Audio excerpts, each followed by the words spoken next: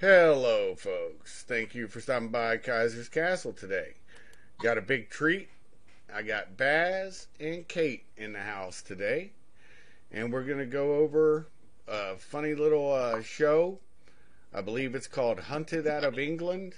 We saw an episode of it, and you saw some real deal operational techniques on it. Just stuff that you could only do in a country that's semi-friendly. In other words, everything else that the guy's doing, instead of being courteous, he would have had to have... Well, I'll let Baz get in and set it up, or Kate, whichever one of you want to jump in, set up the situation and what they were doing. Hey, sure. Thanks for having us on the show again. It's a good time, and it'll be great to do a show with Kate again, because again, the last show that we did together was really good, quite informative, and I enjoyed it, and I know you both said you enjoyed it. But basically, what we thought we'd do a show centered around some of the things that we'd seen, or some of the things that we've done in the past, or some of the things that we've learned or heard of from friends of ours who are in the business. Just to touch on something that you just said there, there was a TV show over here called Hunted, where they take members of the public that obviously volunteer for the show, and basically they have to escape and evade modern day sort of surveillance techniques, surveillance operators that you see our intelligence services or law enforcement or military carrying out in the pursuit of organised crime or people that are wanted for arrest or counter-terror. So basically what it is these people, they come to the studio, they get sort of searched to make sure they've got the people have a sort of ways and means to aid them in their escape, and they get dropped off somewhere where they don't know. So they'll be dropped in a city centre somewhere or in a rural area, and basically they get given a time frame and a place to be, and it's up to their own sort of wits and their own skills to be able to get to that place while maintaining a cover and basically to evade capture. And that means keeping out of modern day surveillance, obviously covering your tracks and things like that. Can I add something right here for the American audiences that may not know? I used to say England and Vegas were the two most surveilled places I've ever been, with cameras and everything everywhere, right? Until I went to Singapore. But England is a close second to Singapore, and Vegas falls right behind England. So with that being said, take it away, keep explaining the show, brother, because where you're going, everybody's tracking it. Yeah, so basically on this one episode, it was quite interesting. They had an elderly guy come on, and he was in his sort of like late 70s, early 80s, and he came on, and they pretty much started to underestimate him straight away because he didn't have the fitness. You know, he was up on sort of modern day surveillance techniques and things like that. But what they don't know about this gentleman he was a retired SIS operator, and basically he worked inside military intelligence as well. So he was quite au fait with some sort of old school techniques and tracking abilities. And so basically he uses his wits to escape and evade this team of modern day surveillance and intelligence operatives, mainly young people that are quite clued up when it comes to sort of electronic surveillance and things like that. And they just go on to say, okay, right, let's learn a bit about him. And because he's quite an older gentleman as well, he's not sort of like plugged into the internet as much as sort of like the younger generations are, including ourselves. So he's got a very small sort of like social media footprint and things like that. And they go to the house, you know what I mean? They search the house, try and get intelligence, as if any other intelligence-driven sort of team would do. And they go onto his computer and they pull everything off his computer. And it's only sort of when they pull passwords from the computer that they see he's got a password for a defence discount card. And then they start putting two and two together to lead that he's actually ex-military. And then the underestimation of this gentleman quickly stops when he starts sort of applying old school tactics to keep away from cameras and such, because I think he's got all these ways and means. Yeah, go on, brother. And that's the thing that boggles the mind when you think about it. You know, the new gangs, they all believe in signal intelligence and, you know, electronic intelligence, right? But a lot of them, they've been to a basic school on fieldcraft and whatnot. They really have neglected that with the newer generation, which is sad. But the interesting part about it, I thought, was that even his wife was clued up. Whereas how many people in this day and age, because they're asking her questions, she's pretty deadpan with them. She's not giving them anything. She's letting them ask the questions, and she's just like, I don't know about that, you know. So he worked in IT. Yeah. Yeah. So yeah. It was sort of really good episode to watch. And if anybody out there is listening and they want to watch it, if you go onto YouTube and just type in The Hunted, Channel 4, and it should be on there. And it's an elderly guy called Mervyn who applies some of his old school tactics. And it's not so much that he's got the know-how, it's just his willingness to do so. And he knows that he's been underestimated. So it's sort of like plays to his advantage for quite a large portion of the episode. You know, well, some of the younger ones tend to sort of, you know, just run off in a direction, and you know what I mean. But they're obviously quite easily tracked and caught. It's only when you've got sort of some training, or you've worked around sort of the surveillance industry, that you know how deep they can go and how easy it is to actually track someone, which leads us on to today's show. I mean, did you have any thoughts about that episode, Kate? What I found interesting about that episode was that individual was thinking simple, and the government agencies were trying to complicate everything. And the more they tried to complicate everything, the more they could not track him. The more he thought and acted simple, the easier it was for him to evade. And that's what a lot of people these days do not think about, is in any type of training, even in hunting, people try to complicate things when you're hunting a deer or a bear or a cougar or whatever. They try to complicate things, and instead of thinking simple, think on the same lines as what a simple person would do and think. And when you do that, you have your prey. Well, that sounds like you nailed it there, and I would say that I liked how you have to understand. All three of us have probably worked in less than hospitable areas, but the way he caught rides, the way he was allowed to camp in people's backyards just by acting like a sweet old man who's on a show trying to avoid, you know, he could have actually been an armed robber, and those people would have still helped him. One lady gives him a pink hat to put on his head since they were in a convertible. I saw that. I mean, Mm-hmm. so even the airborne trafficking or tracking systems they were using for traffic were not clued up. They weren't reeved up to it.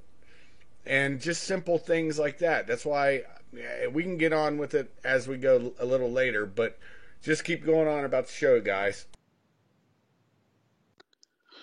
Yeah, so it was sort of we decided that it'd be quite interesting to sort of like touch on the show on sort of like surveillance techniques and things like that we've come across, that we've worked in and we've been subjected to, either within our training lives or operational lives. And just some of our thoughts, again, like you said there, we have opinions and the opinions are our own. We aren't experts in this by any means. There's experts out there or people that will tell you they're experts, but I'm certainly no expert, but I've sort of been subjected to it quite a lot in both sort of spheres, both training and operational, by being me either the hunted or the hunter, if we want to put it that way. Your thoughts, Kate? Well, I'm looking on YouTube right now, and there's an American version of The Hunted where they do it in pairs. A husband and wife team, brother and sister team, or whatever. I'm gonna probably cancel an appointment today and watch a couple of these episodes just so I can see what they're doing. But where this is concerned, do we, when we go out grocery shopping or go for a hike or anything like that, do we implement any of these tactics in our everyday lives? Well, I'll jump in on that first thing. Most normally, when somebody's going shopping, where do they park? As close as they can to the building. You know, the building, the shop they're going to go into. Well, then that will steadily build up with people, you know, people in cars. And they usually slide in where they have to back out. Just a simple methodology, park far away. Mm-hmm. And while you're parked far away, what you can do is it allows you to visually check the parking lot as you head back to your vehicle, see if there's any other vehicles, anybody in their cars looking at that vehicle. If you're wearing a hat when you get in, take the hat off coming out. If you've got a jacket on, take it off. Just little tricks like that, and then take a walk around your vehicle every once in a while and look under it too. You know, there are certain things that you might see that you're like, that wasn't there, you know, when I bought this car, and you've looked under it several times. I'm sure Baz, in his time in Ireland, had to look under his vehicle daily. So just little things like that you know, it keeps your awareness up. If there is a problem, you can walk around it, maybe walk by the person that you think, you know, is observing your vehicle and give them a little nod, like, I see you. And if something happens right there, then you know what's up. So that's just one little methodology of normal, everyday, what do you call it? Somebody's got their phone unmuted, and I keep getting an echo in my ear. So what? Yep, somebody's got it unmuted. So what ends up happening is, in your everyday life, there are things that you can do to increase your situational awareness. Is my point to that. Yeah, he's just touching on what you said there. There was quite a large threat when I was in Northern Ireland of actually being a victim of a car bomb. So if you were working out on the streets and obviously you were in a civilianized vehicle, a civilized military vehicle, There's a number of things that you could do to make sure that your vehicle was safe. And obviously, the most obvious one was just actually get down and have a look underneath your vehicle. But obviously, the drama to that was everybody's going to see you get on your hands and knees and have a look under your vehicle.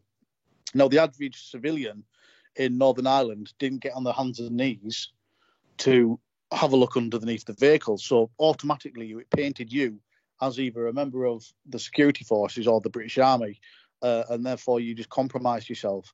So there was a number of things that we could do. But again, it depended on where you were and things like that. So you have to be mindful where you were parking as well. I mean, if you parked in like a quiet side street, you could get down on your hands and knees and have a look without being seen. But if that couldn't be avoided, or that you couldn't avoid parking in sort of a built-up area where people are frequently walking past your vehicle. You could go for the old drop the car keys and like kick them under the car by accident and have to go under that way. But again, if it was raining and you were parked over a puddle, that was quite a frequent technique I used to use. Park over a puddle, so at least you could see a reflection underneath your car. But there were times where we couldn't do that. So what we used to have to do is hang around at the back of the car, pretend we were just shooting the shit, chatting, and basically on the passenger side of the rear of the car, the rear passenger corner of the car, is just sit on the bumper, sit on the trunk, and obviously if there was a device, which would tend to be planted under the driver's seat, worst case scenario, you triggered a device and it went off underneath the car seat, but you were putting a bit of distance between you and the car seat because you were at the opposite end of the car diagonally. So hopefully you didn't get any of that explosive. But again, that was sort of worst case scenario, and I only had to do that once or twice. And touch wood, I was quite lucky, and I'm still here, so nothing happened. And I never found anything under one of my vehicles because I was quite mindful of where I was parking, and I was quite mindful of sort of the tactics I used when it came to counter surveillance and me just operating in the area. In a way, I was quite careful because I didn't want to paint myself as a target. But again, that doesn't come overnight. That just comes through endless hours of training and endless hours of operational experience. Yeah. My point was that at the house is where you do the inspection, the detailed one. But when you park far enough away and you drive a four-wheel drive, a pickup, something with some lift, you'll see as you walk up to it underneath the vehicle. And if you're approaching it from behind, you'll see underneath where, like you said, or the front, you're looking for anything that, they're going to leave, because they'll always leave trace. That's a fact. And as you're walking away, you can always take a look underneath the vehicle. So if there is some detritus, some trash, you've already seen it and you know, okay, that should still be there. If it's moved, that's another indicator. And it's just about being mindful of everything once you're doing it and trying to keep your focus on your task at hand, buying a sports coat, it matters not, and then coming out and knowing, or your groceries. And also, remember, if you have a concealed carry permit, keep everything in your non-gun hand and be ready to throw it or drop it. Throw it at the person pulling a gun on you. Also, when you're approaching your vehicle, even if you're tinted, make sure you got the sun where you can approach it from the side where you can still view it when you get close enough into it, and see if there's somebody in your back seat or your bed of your truck. And Kate, your thoughts? If you think you are being followed or watched, there's a high probability that you are. And there are some things that people do not think about when they are being followed or watched, and not just with the vehicle. I drive a very super nice vehicle when I'm in town. When I travel, I use my travel vehicle, and it is not a very pretty vehicle. And I do that on purpose. I do that like when I met you, Chef. Right. We were not in the Range Rover. We were in an older vehicle that the paint's not falling off, but it's faded and it's not very pretty. I do that on purpose because there are people who look at you and say, oh my gosh, you have money, or you don't have money, or you carry yourself a certain way. You should be stereotyped into this category. It is very hard to stereotype me, and I do that on purpose. I say that because, getting back to being followed, in one vehicle, if I'm going to travel more than an hour away from the ranch, I am in the not so pretty vehicle. So if there's going to be a stereotype, I would rather be stereotyped as a poor individual, so you're not going to rob me. If I am being followed, I don't look at the clothes. I do not look at the clothes of the person who is following me. I look at the shoes. 9 times out of 10, if you are being followed, a person is going to change their jacket, just like you said, a hat, a jacket, sunglasses, a shirt. They can have these pair of pants that's got the zippers on it that you can unzip it, and now you're in a pair of shorts. 9 times out of 10, they do not change their shoes. Watch the shoes. That's true. And that's a good tip. That's true. And they do have certain sunglasses you can get that you can see behind you. Barring that, when you go by a window, look into the pane. Mm-hmm. See what you're seeing. It's just like, or go into a bar and sit at the bar so you have a view all around you and in front of you. Just a lot of little things. Make sure the bar has a mirror. And, get yourself a shot, sit down, wait, because they may wait to come in. And by the time they come in, which usually they will, they're not going to come in right after you do, and just see what people are doing. People have a hard time being casual if they think they got you and they don't know, that you're on to them. So they'll still hard eye you or look over at you repeatedly. A lot of physiological indications. Look for grooming. They play with their hair a lot, snap their knuckles, tighten their fist, just different things. I mean, that's just some of the indicators, pre-attack indicators. And if you don't see it, like I said, there's no problem for you to acknowledge, because look, if it's law enforcement following you, it's no big deal. You can handle that in court. If it's somebody else following you, then maybe it's wise to leave the vehicle and get an Uber or get something else, or call somebody to pick you up a couple blocks away. So the key is temporary deception. If you are going to have an overnight stay somewhere, and people know you're going to have an overnight stay somewhere, I would be cautious in using your own name, because if there's people who are surveilling you, you do not want them to know where you're going to be staying. If you do use your own name and people are surveilling you, I would not allow the busboy or doorman or whatever to touch my luggage, to take it upstairs. I have seen individuals allow the doorman to take their luggage upstairs to their room or wherever their room is going to be. And you walk to your room, you tip the doorman, he walks out, everything's hunky-dory. 15 minutes later, you get a knock on the door, and it's the manager of the hotel with the police or with the individuals who are surveilling you, and they want to look inside your luggage. Now, if you are in another country, you have to allow them to look in your luggage. Usually at that point, you're busted with something. That doorman has planted something within your luggage. And it is not in order for you to get arrested for anything. If you are being surveilled by a government agency or someone who is affiliated with a government agency, they can plant something in your luggage to give them the opportunity and the availability to have you, quote, arrested, unquote. without actually officially being arrested. They can take you into custody, and they can take you anywhere to interrogate you, talk to you, try to find out information. Yep. And I'll add another thing. It works both ways.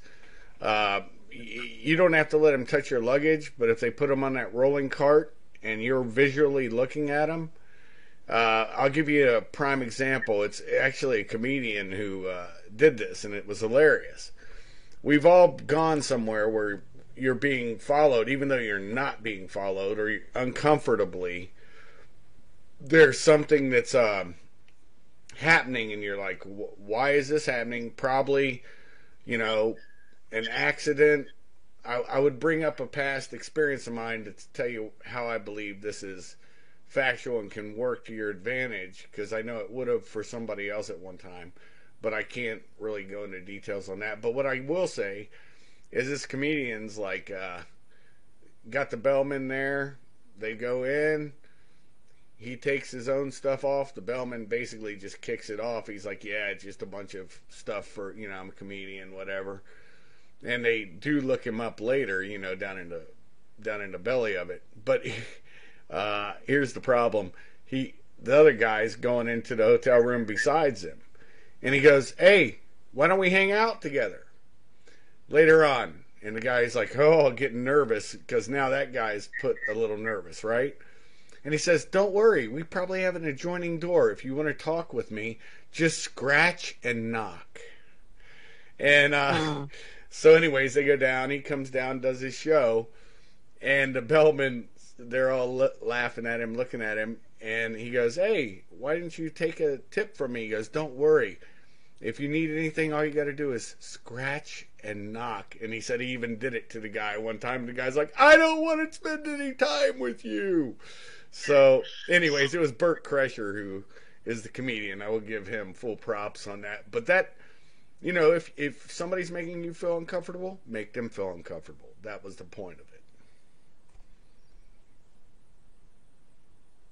it. Yeah, it's again, like what Kate was saying there, is it's just important that you don't give people the opportunity to open you up for further sort of surveillance or further questioning or further interrogation.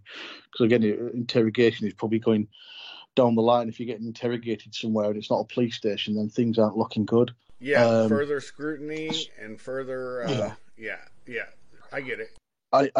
And it might not be planting something where it requires then the local authorities to come and arrest you as such. It could be something to keep track of you. We've seen these GPS trackers now that have a battery life of something like 90 days, and it's the size of a postage stamp, Yep. And it can track. It can track a location. It can track. It can record sound.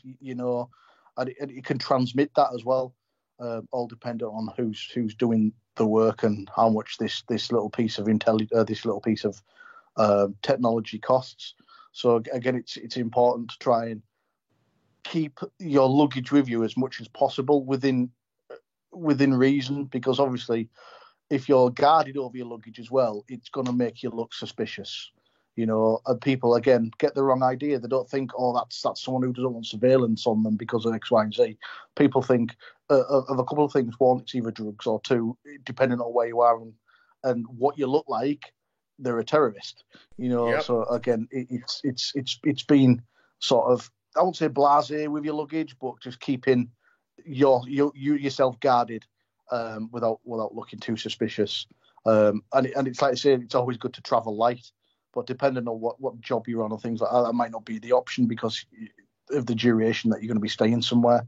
So I always try and travel as light as possible and keep, like say, a rucksack with me, something that you could just throw over your shoulder, not so much like a suitcase or things like that, because a suitcase you can't really throw over your shoulder, you can't move quickly with it, where I tend to have a civilian ruck where I can get most of my stuff in there anyway, without looking too much of a person that doesn't want to be carrying suitcases, if you know my meaning.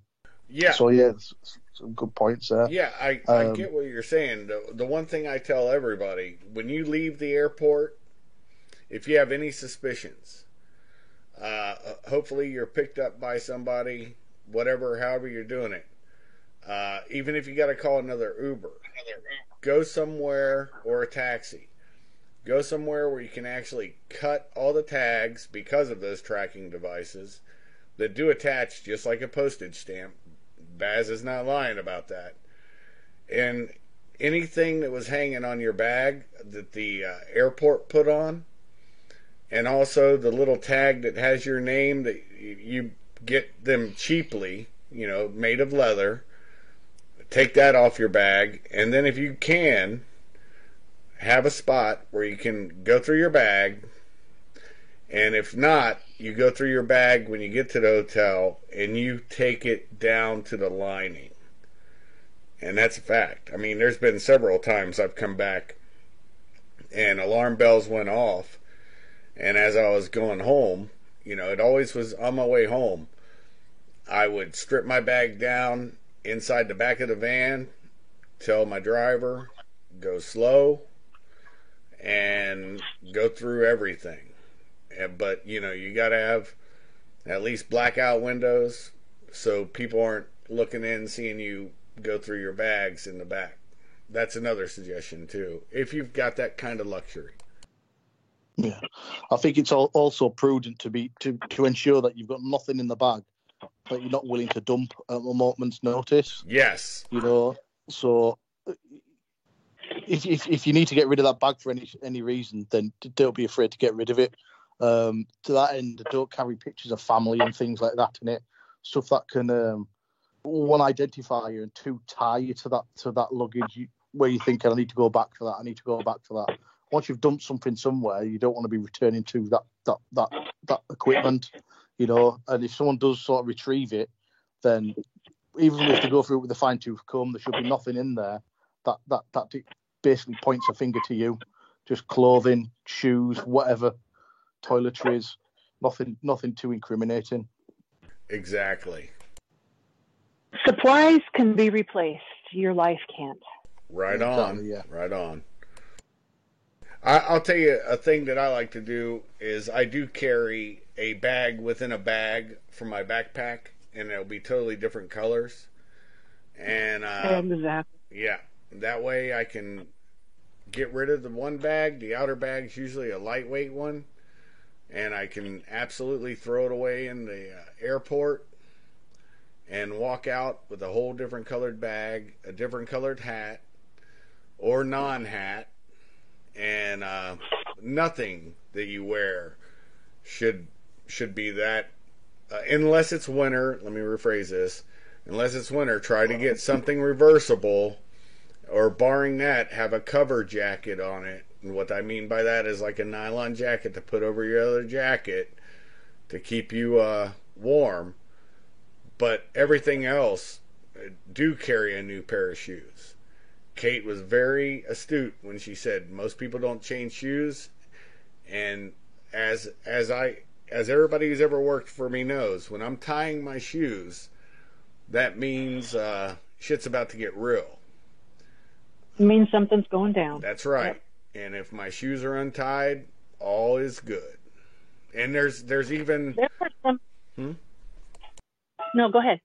I was just going to say, there's even some laces made by Frog Togs, and they have ends on them that are ferro rods, and in the middle of it, you put it down, and when you're stringing your shoes, there's a blade to create fire, and that's a low-key way of carrying on one of your shoes. You put it on one of your shoes that you're always going to wear, and you always have a way to start fire if they take everything else off you. There are different things that you can do. For example, in novelty shops, they have hats with hair. And you can wear a hat with hair. Or what some of our guys do is you can wear a jacket with a patch on it that says Indy 500 or something that's, non-consequential, and people do not think anything about. But underneath the patch, There could be a flint and steel, small. There could be a small knife, or a small, very small folding knife, or a handcuff key. There's always something that you can put in your belt. You can open your belt up from the inside, just a little portion of it, and have a small portion of survival gear. If you know what you're doing, you really don't need a lot of gear. If you don't know what you're doing, carry all the gear that you think you need to learn, so you don't have to carry all your gear. Exactly. When you have your patch, or you have your belt or your shoes, don't take the tongue of your shoes out, but open up the underside of the tongue. You can hide all kinds of goodies in there, and it does not hinder when you tie your shoes. If you lay everything flat, it does not hinder your foot in any way whenever you secure the tongue of your tennis shoes or your boots or whatever it is that you choose to wear. In the hem of your jeans or your kit suit, in the hem, we always have at least an inch or more in the hem at the bottom of our breeches that we're wearing, because you can always open that up and hide something. Close it up with Velcro. Your thoughts? Oh yeah, the seams on trousers are very interesting. Here's the thing: you don't want to go through the airport with this stuff, i.e., taking your shoes off and getting them X-rayed. It's going to come up. But there are numerous companies that make little handcuff keys inside their plastic. And one, I can't think of the name of it right now. It eludes me. I have some too, but I'm just not going to dig one out to look at the name. It almost looks octagonal. And the key you just fold out, and then you're able to get out of handcuffs. And when we say handcuffs, that's not to elude law enforcement, folks. What that's to do is kidnappers will use the same crap as law enforcement. So they will use handcuffs. They'll use also... In our line of work, yes, they use the exact same thing that law enforcement does. Yes. And you'll also see two kinds. You have flex cuffs and the cloth cuffs. I know we've probably all used those before to cinch up. The thing is, you can get a Kevlar little piece of string, shove that in behind you too, and one in the front just in case they're sloppy on how they cuff you. And with that Kevlar bit of twine, you can cut through those plastic or those rope cups very quickly. And so those two items are a necessity. Now down the seams, they have 550 cord that's called fire cord. One of the threads inside, it's still 550 cord, but one of them is treated. Instead of being nylon, it's a fire starter. You can actually sew those down the seams of certain trousers. Everybody on my team, I tell them, try to get these trousers. I'm not going to say their names now. But if you undo the seam for the bottom, because they just don't make my perfect size, so I always have to have that done by a seamstress. You can also, or a seamstress is both male and female for the idiots out there that think I'm talking just about women sewing. You can have them, once you do that, the side of the seam, I'll talk to you guys offline and tell you the brand. I think I've told you guys both anyways. I'll give the initials TD. Once you've done that, you now have an open seam going all the way up your leg. So you double that going up, and now you have fire cord and some 550 cord in case something gets in a noodle. And they're lightweight, so they're easy to throw in a bag. It gives you, if you're wearing regular trousers, you now have a pair of jeans that look like jeans. But they also have a seam in them where you can put some magazines for your rifle. You can put some magazines. The pockets are deep enough you can put them in there, and you can also, not in the actual pocket, it's a pocket behind a pocket. And you also have the inner pocket that's normally for change and whatnot. you can put in a pistol mag in it. So, anyways, that's just a couple thoughts coming out of my mind. Baz, you throw some out now, brother. Yeah, I think again, look what you were touching on there, means of escape and things like that. I think again, if you've come through an airport and you can't carry things like that on you, or you just haven't had a chance to get them, or the situation dictates that you can't carry little bits of kit like that, I think it's just prudent that you learn how to escape from certain restraints, either plastic cuffs or duct. You can use your body as a lever. When you're actually getting these things put on you, try and make that body part as big as possible. You know, like clench your wrists so your wrists become bigger because the muscles are tensed. And then when you unclench, there is that couple of half a centimetre of sort of slack there of give. Again, that can be used to sort of wiggle and things like that. And you touched on there, you can actually, if you know a technique, you can actually use a shoelace, an undone shoelace between the teeth, to use as a friction saw to cut through tape and plastic cuffs and things like that. Or if you're like a bigger person, you've got quite good upper body strength, you can actually use your wrists as sort of a pry. If you manage to like sort of curl your legs up to your chest as you're sitting down, put your this is because your wrists are bound now, and put your wrists over sort of the top of your knees and then sharply bring your wrists towards you. That sharpness of action can actually split most tape and most plastic cuffs. Again, it might take a few attempts and you could actually cut or injure yourself, but I'd rather be cut and bleeding than be bound somewhere where I don't want to be bound, if you know what I mean. Again, so it's just learning the techniques. I just want that one little technique can stay with you, and you might never use it. And again, but it's always, like I say, prudent to know how to get in and out of certain restraints. Again, if you're going to be restrained to the point where they don't want you to escape, then there's not much you can do. Let's say you're chained and shackled somewhere. Then again, it depends what situation you're in. But tend to be it's quite sort of haphazard, because when they've got you, they want to just restrain you quickly and get you away from that area. So the chances are it's either going to be tape, plastic cuffs, or worst case scenario, a set of decent handcuffs. That's my thoughts on sort of being restrained. Oh yeah, there was something I experienced, just to jump in real quick. Two things. At FLETC, there was an agent's wife. They would hire role players. And those role players would be bad guys, bad girls, whatever. This woman had the uncanny ability, and I was putting cuffs on her. And, well, you guys have never seen me put cuffs on somebody, but when I put them on, they're on. This woman could fold her hand, and I am not joking, yes, from the front forefinger under her middle finger and get out of anyone's cuffs. And she did mine, but I watched her move, and I said there was something going on. I drew.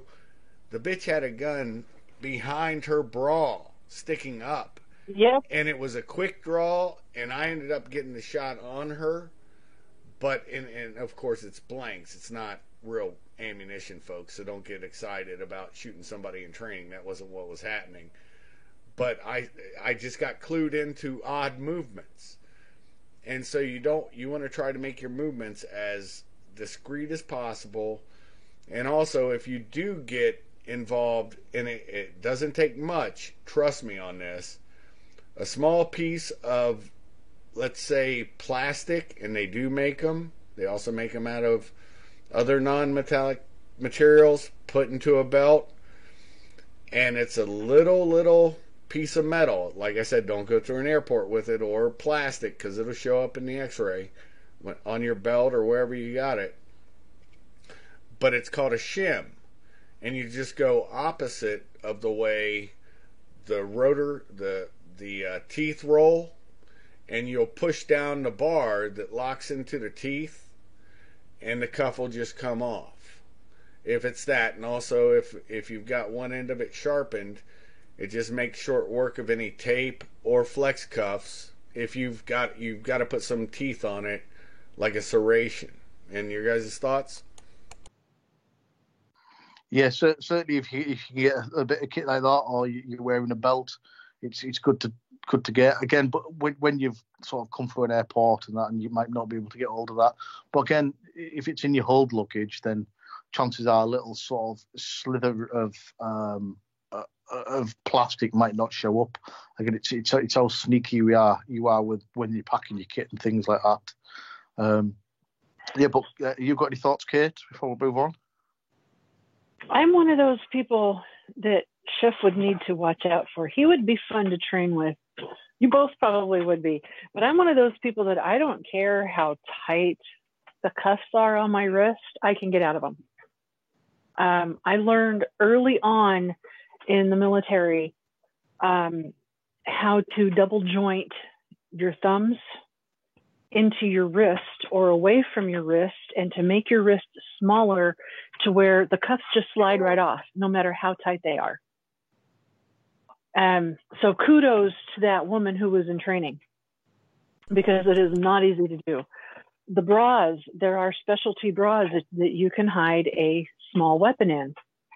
And even the best of the people who are giving you, come on, buddy, who are giving you your pat down cannot feel the weapon inside that bra. They just think that one breast is bigger than the other breast.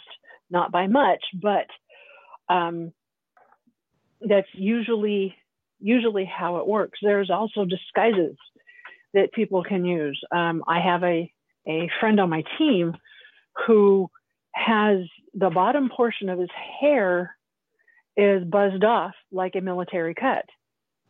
But when he lets his ponytail down, and I'll tell you what, it is not a man bun. He has long hair. When he puts his hair up and he puts his hat on, it looks like he just has a military cut. Yep. When he lets his hair down, he has hair longer than mine, and I have pretty long hair. There's disguises for women and men where you can have mustache and beard that look totally natural. I can put on a mustache and a beard. What gives me away is, I'm not saying that I'm voluptuous or extremely curvy, but I am a woman, and there are certain parts of my anatomy that I cannot hide.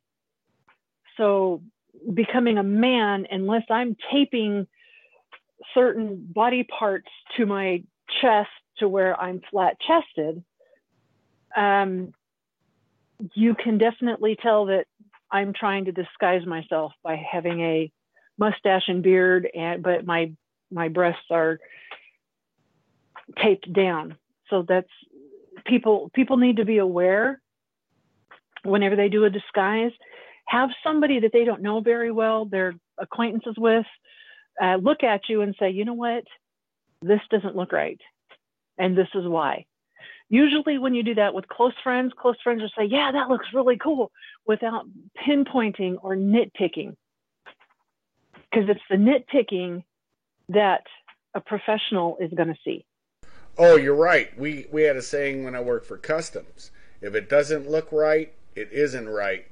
And this is an experience I had. We had an African coming over for a wedding, and that picture got put on text because it was done very well by this woman. You would have thought she just had a big booty. She's wearing a dress. No, she had a slaughtered goat around her waist when she landed at the airport, and tied up around it because it was the traditional lamb for her tribe's wedding ceremony. And so she was smuggling in meat, which violates agricultural standards, and not to mention the disease factor of everybody that was on that aircraft. But yeah, she flew with it like it was cool, and just looked like she had a big booty, except her body was all skinny, and she had this big booty. If you can afford it, get your own plane. Yeah. Yes. 9 times out of 10, customs does not search your plane. They do not search you, ask you for your papers or anything. Every now and then, if there's a situation in a particular country that you're flying into, every now and then, that one time there's that small percentage that customs will come out and say, "Hey, let me see your papers." If you know your pilot well, those pilots know where the private land strips are. So you can take your private plane with your private pilot, and that private pilot will find a private land strip. That keeps you away from customs, that keeps you away from the local authorities. Your thoughts? Yeah, there's just less prying eyes at a private strip. It tends to be just the people that work there and maybe the one or two odd local pilots. So it's a good sort of option to have if you've got the means, you've got the contacts, and it enables you to do so. Otherwise, you're landing at an airport and you're sort of subject to all and sundry staring at you, and not just the authorities. You know, someone with nefarious intent, be it from a crime point of view or a surveillance point of view, can easily blend in with very little training in somewhere like an airport, because everybody walking in the same direction, it's just one of the things that happens in an airport.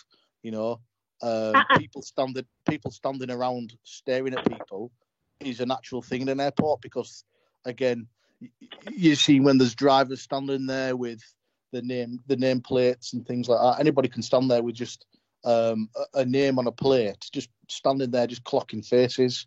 Again, that's quite prevalent in Africa. I saw that in Kenya when I worked out in Kenya.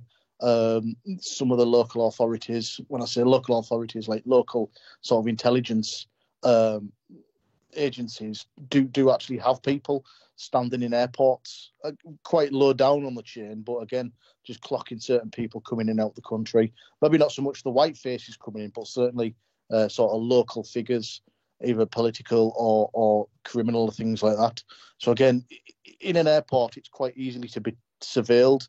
Effectively, it's once you leave the airport that the person carrying out surveillance tends to have a harder job once you leave the airport, because if you start going in the same direction, then it's easier to spot someone following you. So it's sort of, the airport is probably one of the hardest places to spot a tail. It's obviously once you leave the airport. So when Kate said if you can get to a private airport or a private plane and things like that, that's quite important, and it cuts down the chances of actually being surveilled hell of a lot. And I think if you're on your own aircraft, then the only way that people can surveil you is through sort of radar.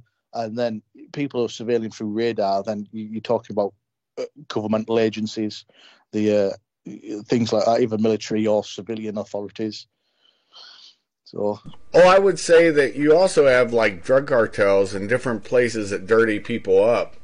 You have the same technologies. I mean, I can speak to a couple places where they had facial rec, maybe not at the tier that we had experienced Baz, but you know, just like my state, their facial rec's probably 2011 standards, where now you know it's very, very focused. And it can be put to good use, and there's even simulations to show you looking like a guy with a beard that didn't have a beard, or without a beard that did have a beard, blah blah blah blah blah. But one of the finer points is, so never think they can't use the technologies that the governments are using, because there's always a dirty cop, there's always a dirty soldier. These things are realities. Don't take that for granted that criminals don't have that.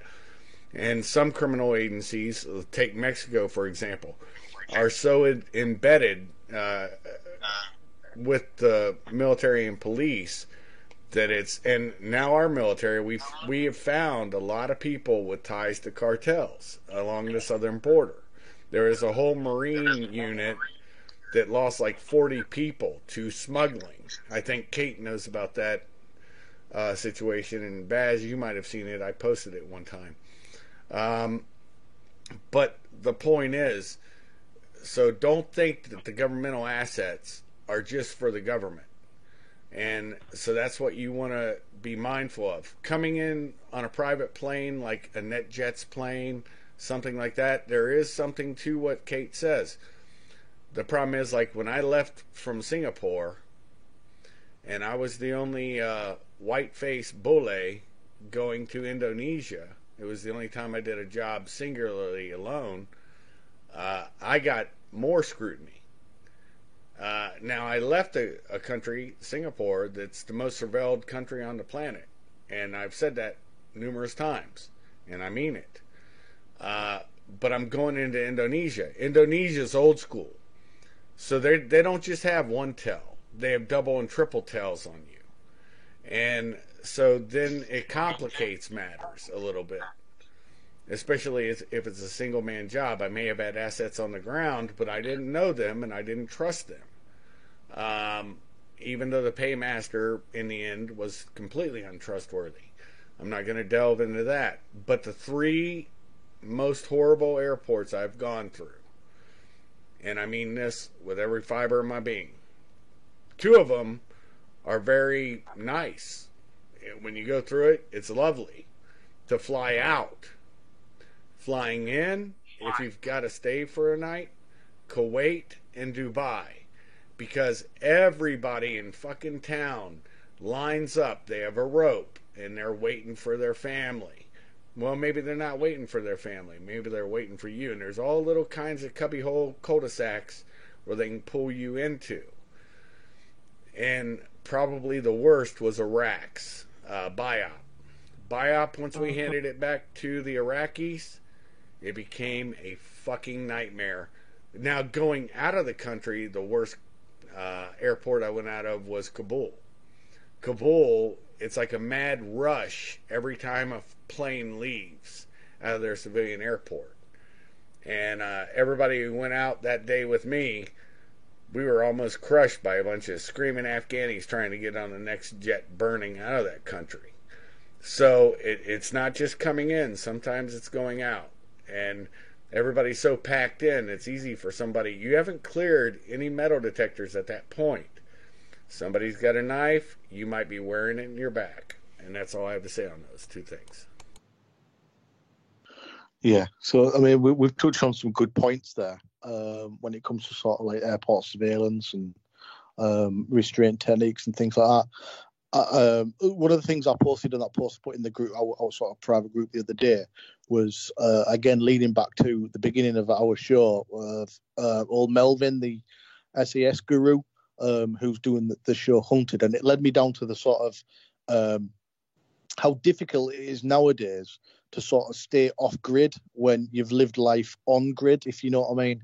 And what I mean by on grid is sort of like mobile phones, cell phones for you guys over the other side of the pond, your bank cards, your normal subscriptions like your Netflix, your cable TV, yada yada yada.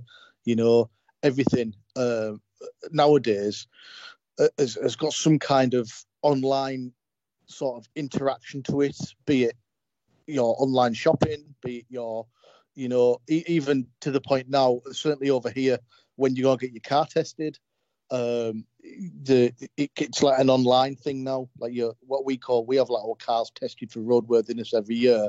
That's put online to a database. Everything like that now has got an online sort of interaction to it. And actually getting away from that, 2 ways to do it is you can do it either.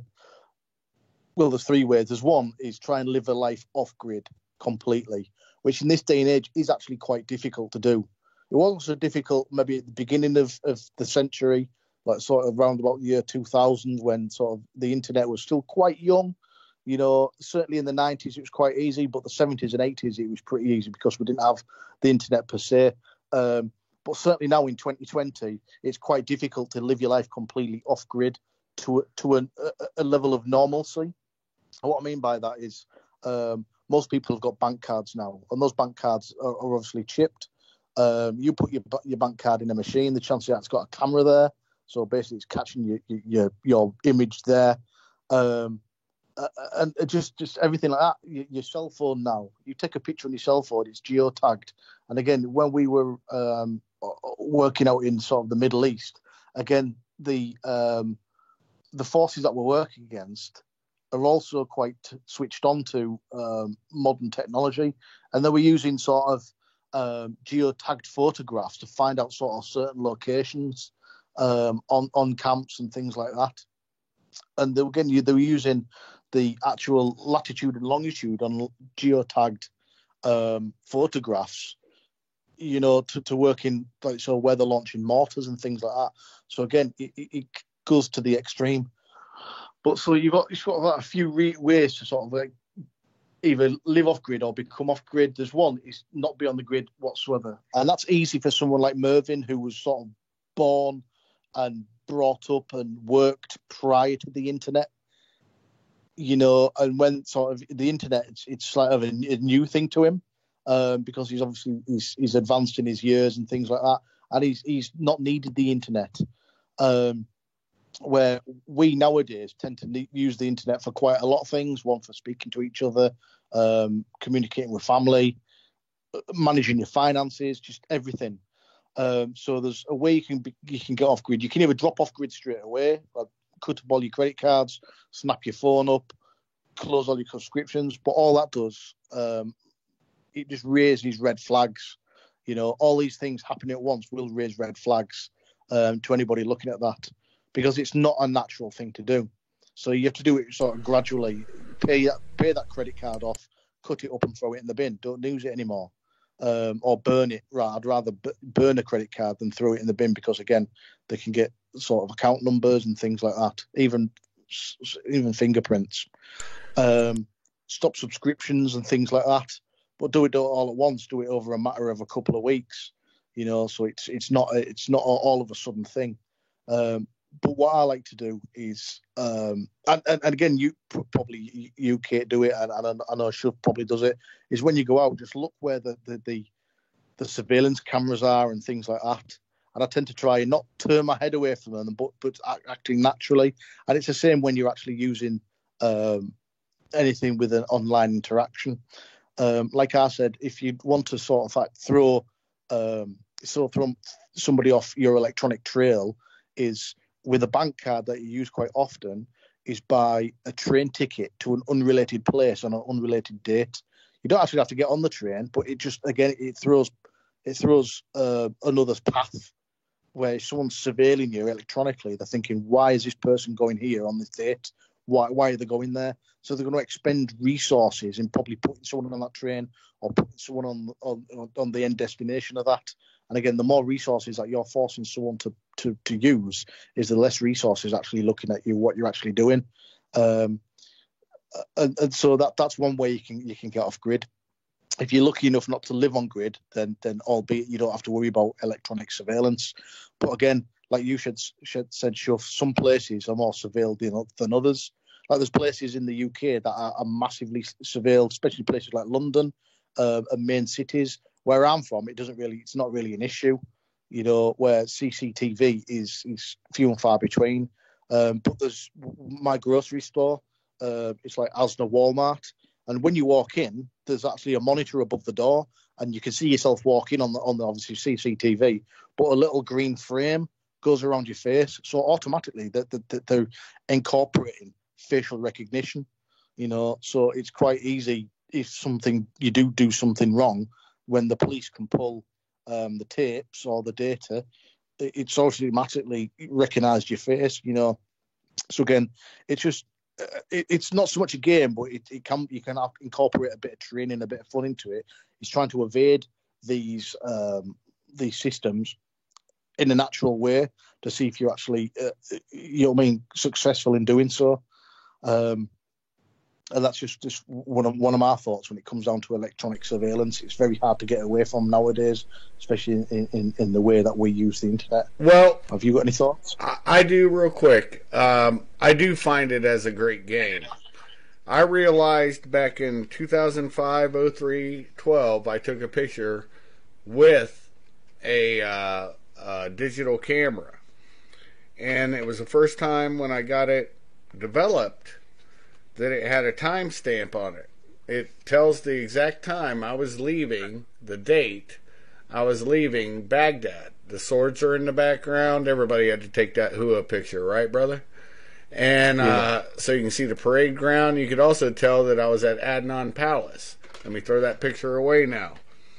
Before that, I was always using, and I dug it back up, my 35 millimeter camera. A lot of times when I throw stuff up, I'll wait years to do it. And I'll make sure it's a picture of a picture. And there were pictures after that. This is with a digital camera. I just locked that date in. I didn't let it update. So those same dates will show up numerous times in photos. So now you're playing a game. It is a game. It's a great game. And people don't know the actual dates on things on that. And I kept that one camera. It was the last time they had a thing called Kodak Easy Share. Kodak went out of business, but that camera was epic for being able to do that. You could lock in a date, and it will never move off that date. And there was no GPS in it. Cell phones are the worst things to take pictures with. Only take pictures of pictures with a cell phone. Do not do it any other way unless you don't really give a fuck. If you're taking, and leave people guessing. Throw a lot of muff fake on your page. If you're going to use social media, which probably everybody does, throw muff fake up. If a picture was taken 3 years ago, 2 years ago, throw it up. That's kind of my standard. I will not throw a picture up for a long time before or after a job. And that's just the way I am. If I'm throwing something up, that means I don't really care about it. It doesn't matter to me. You know, it was long past. But everybody will think, oh, that just happened. I get it all the time from just reusing pictures. You know, oh, you're in Iraq, you're in Afghanistan. No, I'm not. Dude, that was taken in 2010. You know, and then don't let them know what's on your mind. The other thing is psychologically profiling you. They're going to want to know what you're thinking about an event or something. Throw a bunch of bullshit out there. You may not believe it. You may believe it. But it doesn't matter. They won't be able to make head nor tails. These are sort of some of the things you do. You got to create some backscatter. Because nobody should be able to develop, and that's what Facebook was started as data mining for the CIA. Don't doubt it's not. Same with YouTube. Once Google took hold of it. Skype was really free and clear until about 2007, 8, I think, is when the U.S. bought it out. Before that, I think it's Microsoft who owns it now. It was owned by an English company. And it was the high point of Skype. And all they've done with Microsoft is fuck it up more. So, but still, don't talk about things, talk around things. We talk about things, but we don't really give a fuck because, fuck, I'm retired. Baz retired. Kate's retired. Nobody can prove any different. We're retired. And when you do leave, yeah, use your card. Your wife uses it at home. Don't use your card at the airport. You have cash. Pay with cash. I don't give a shit what you're going to buy. If you can't pay for it with cash, get your money converted as soon as possible once you land. Very basic shit, folks. Don't wait until the next airport because the next airport may not have a conversion system. Or train, you know. Or bus. It depends on how you're traveling, but don't assume that you're going to be able to convert your currency and you're going to get fucked by the populace when you do. And I guess the other bit of advice is if you're able to get credit cards within country, set up banks and use those credit cards outside of your own country. And, you know, that's just my 2 cents. Your guys' thoughts? Well, I know that most countries have Walmarts, and you can go into a Walmart, especially if you know somebody in that country and who does not mind doing this, but you can purchase a prepaid Walmart Visa, MasterCard, Discover cards and put it in someone else's name, that person who is with you or belongs in that country. And as long as you continue to put money on that card, you have a way to purchase. Yet you have someone else get that card for you. You do not go into Walmart. If you're in another country and you are concerned about surveillance, there's also, like in our country and a couple of other countries that I have been in, there are grocery stores that you can use that prepaid card and call that grocery store or whatever and pre-order your food.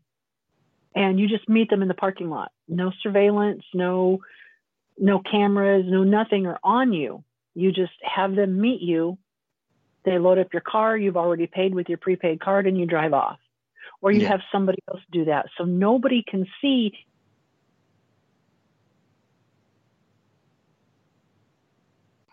Yeah, we've got those cards over here, the prepaid cards.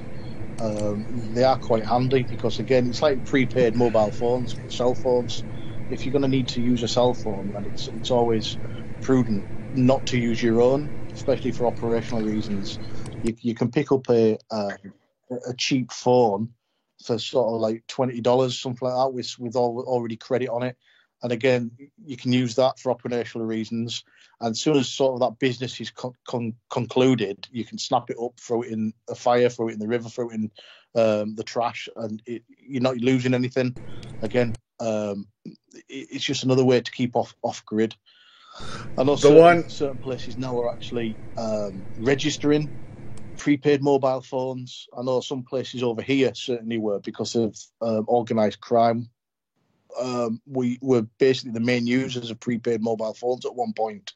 So they started a sort of a registration scheme where you had to give your name and address just to buy one of these. But again, it doesn't have to be your name and address because no one's actually chasing this up. So if you're buying a prepaid mobile phone or buying something and someone says, "Oh, we need your name and address," the chances are the store where you're buying it isn't hooked into any database. It's not like an ANPR, or it's not a law enforcement database or an intelligence database where it has all your details there. All you need to do is just give them an address and a name. They're not bothered. The 19-year-old store clerk there isn't bothered whether it's Shuffy buying a mobile phone and he lives at X, Y, and Z Street, Ohio. You know what I mean? There is a country that I can tell you that you can no longer do it with, besides Singapore. When I got my SIM card in Singapore, they did the same thing, okay? And that was, they took a copy of your passport and the SIM card number, and it went right to their intel, okay? Because Germany is a co-signatory to TEX, we share information with them just like we do with England. Germany has that policy now. So when I was in Germany, I was without a phone, because nobody would give me a phone or sell me a pay-as-you-go phone without scanning my passport. That was the first time that's ever happened. And it never happened before then. So we're going from Indonesia in 2010, beginning of 2010, to Germany in 2019. So September of 2019. And I could still buy an Afghani phone out in the market and SIM card and circulate in 2018. So it depends on certain things. I know Kate got cut off somehow. I think her phone went loopy. Do you want to jump in on this? I'm still here. All right. I'm still here. Hello? Yeah, you were cut off, not by us. Something just cut you off. So keep going. Well, one of the tips that I can give security is there are these companies that you can go to that you can purchase a trip. They're kind of like a tourist company. Beware of those. I was hired to do something at one time. This was several years ago. So just like Chef, I can talk about it. I was hired to be a tourist, and I contacted this company. This company was reputable. They had they had all their ducks in a row. They were good with the IRS, everything like that. Okay. Long story short, by the time I was ready to purchase my package of 2 weeks going overseas, something started feeling hinky. They wanted a copy of my passport. They wanted a copy of my credentials as a medical professional. They wanted a copy of my driver's license in America. They wanted copies of everything, including my birth certificate, my social security number. They wanted everything. And they wanted that prior to my purchase of the package.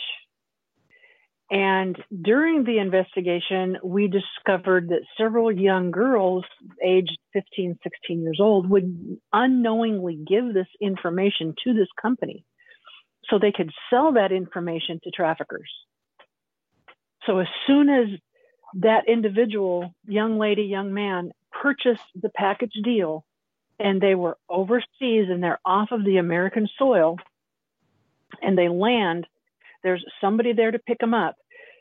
The bad guys have all of your information, everything about you. They know who your families are. They know how to contact them for ransom. They know how to, and they may get the ransom, but they'll never see the person. Right. There was one so thing. So Yep. know your company before you start off. In purchasing an overseas package. If you are a teenager, make sure that your parents know the company. Exactly. I'm sorry, go ahead. Exactly. No. You were rocking with it. That's why I shut my mouth. One thing I wanted to inform every military person out there, every government employee, this is a fact. Under Obama, for 2 years. Now, anybody who's worked for the government or the military knows you have to change your password at the outside every 90 days. Usually it's every 30 to 60, right?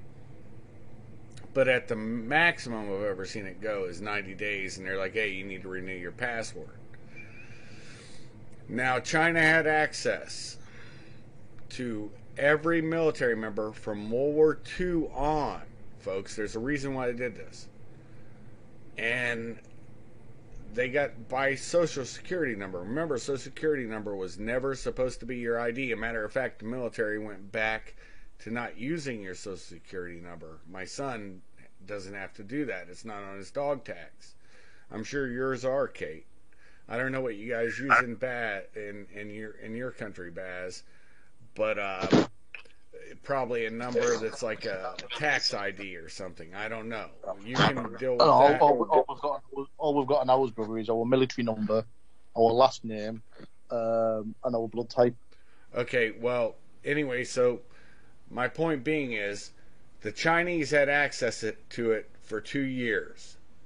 Not only did they have access to that, they also got access to the state of Ohio's IDs. And that was through Obama, too, except it went through the governors that had to sign off on it, which means Kasich did this, okay, for 2 years. Now, that, like I said, going from World War II on. So what they were collecting was information about you, what you've done, and what your family members may be if they've served. So now they have family lines. Remember, the Chinese look long game, and they know, just like my son's in the military now, and it's an unofficial thing. We do not have a caste system, but what we do in America is have a patriot system where people will serve in the military from family lines if they can. The third thing they did, and I've got all the paperwork right here from each one of them. I hung them on my safe. The last one was Homeland Security. No, there was 2 more. Homeland Security, and also they had access to that for 2 years, by the way, folks. The last one was if you've ever had an investigation for a federal job, it doesn't matter for what, you needed a clearance. Either you're working for the feds or you're working for a company that may be affiliated with the feds, like Rand or Atlantic Council, whatever, right? I gave two separate party line kind of corporations. Now, that goes through. There's a clearinghouse on the feds that does all the investigations, and that's the Office of. Oh shit! I'm mind dumping them now. I'm not going to lift that paper up. Hold on. Let me see. Office of Personnel Management, OPM. If your clearances have ever went through OPM, which mine for DOJ did, mine for Homeland did, mine for DOD did, because OPM was the clearinghouse for so long, they got everybody from World War II's on information from that, because there was parent agencies from OPM they had a nexus to. See, all this stuff has been computerized now. So it doesn't matter. You could be working for an intelligence agency. You went through OPM. They have their own things that you go to after that, but OPM is the basis. Folks, your information was given away criminally, and yet nobody said boo about it. And like I said, I got 4 different letters offering me this program and that program to check my credit score. I'm just telling you, it's for real. This is some shit that went on, and our enemies are still our enemies. And sometimes I wonder if we don't have more enemies internally than we do externally. Oh, I agree with that. Well, there's more electronic surveillance now of host nations. When I say host nations, I mean the British, the Americans, the Russian, the Chinese, than there was at the height of the Cold War. And we learned that around about 2003, 2004. Certainly, that the Russian embassy in London, even though it hadn't sort of had external building work done to it, where if you look at the aerial photographs of the Russian embassy in the late 80s, about 1990, it shows you at the sort of the end of the Cold War, it had not been touched for something like 30 years. You can see the antennas and things like that, obviously for eavesdropping and listening. But then there was a photo taken on this sort of brief I was in. There was a photo taken a week before the brief, which was around about 2004 or something like that.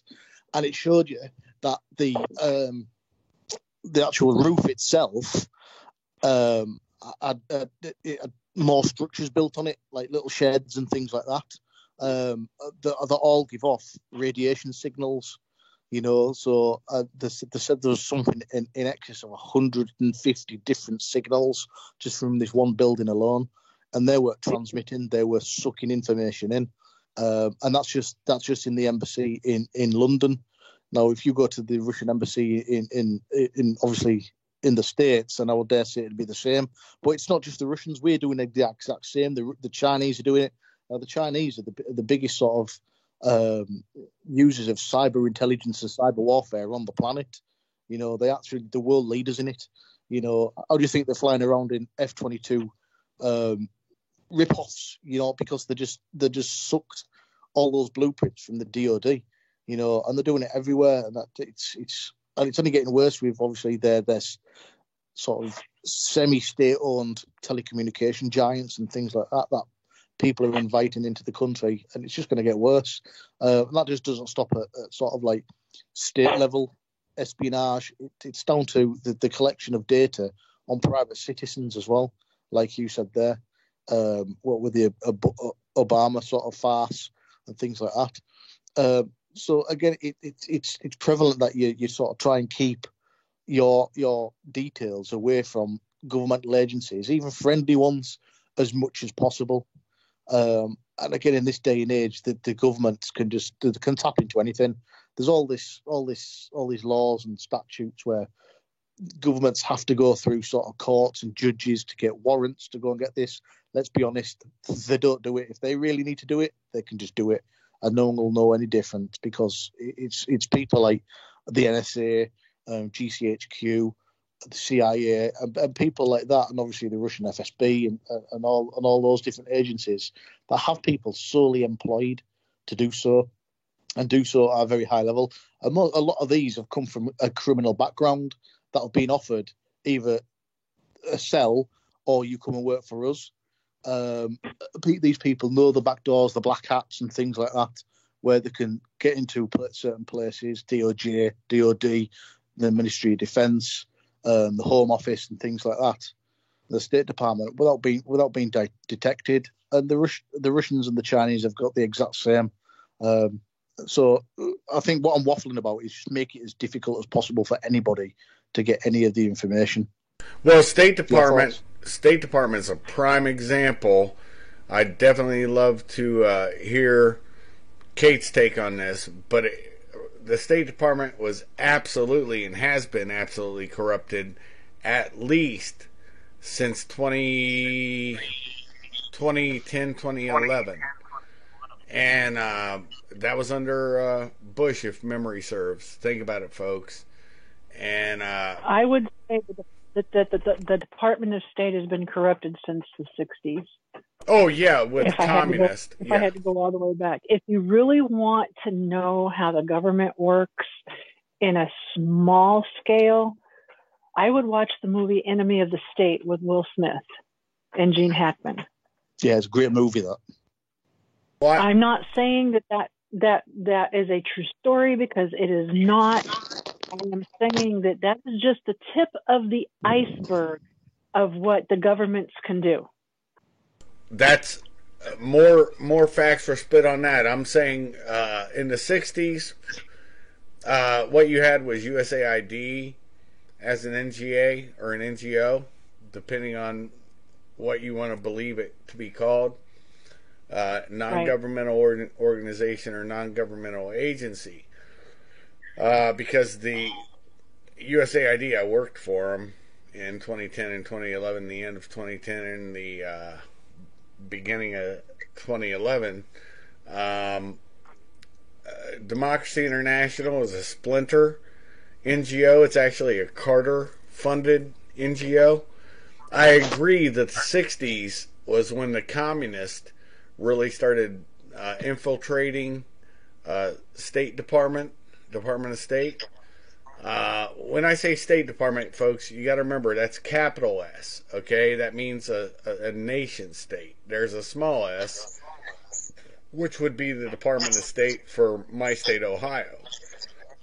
It wouldn't be capitalized because it's not a nation state. It's just a state within the state. So there's a lot of minutia and thought process when you try to understand the deep state. Somebody's got their stuff going on and I'm getting a lot of echo. Please mute. So here's my point with that, is that you have Mennonite relief, Muslim relief agencies, Catholic relief, all these different relief agencies, Baptist relief, it doesn't matter. They're NGOs. Those are non-governmental organizations. Those are the legit ones. And they usually try to help when there's a major problem. Refugees, pandemics, things like that, besides CDC and the World Health Organization, WHO. Here's the point, though. That information, if you're working for them, with them, around them, they have access to it. They're also nodes of information. Another thing to think about, if you're going to get deep into this game, here's the best way to put this. Everyone you footprint with, you'll probably footprint with again. You may not understand what I'm saying, but I go by an adage of I just Forrest Gump myself through this fucking big blue marble called the planet Earth. And you would be shocked at how many times I've run into people in a different area and we did the same thing, or I brought them in or they brought me in or whatever. And you see the same faces, same names. Remember the names. Remember the game. And all of that are points of weakness. So only hang with trusted people. If somebody shows they can't be trusted, they can't be trusted. Because they'll act like they know everything, but they don't. And just realize, it's funny, even when, something happens, you look at it and you're like, you don't really know what you're talking about, but you're coming to me and you want to know something from me? Guess what? I'm not going to give you anything. But I'm going to listen to you because people like to talk, just like I do, right? Just like Baz does, just like Kate. We love to talk. Listen to the answers. And we've given you good answers. We've given you good ways to point at. And I'm telling you another thing about Obama during his era. He is probably the most corrupt president we've ever had.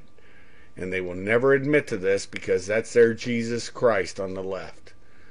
He also, for the first time, NSA, if it wasn't for Mike Rogers, I'll never forget, I thought he was a backstabber, traitor, cock. I thought he, with the NSA, was the guy who started this whole FISA thing. Until it came to light, he's the one who went to Trump. And that's why Obama wanted to really get rid of him, because he was showing him, hey, we have that center in Utah now, starts with a B, the town it's in, and guess what? It's collecting information on you.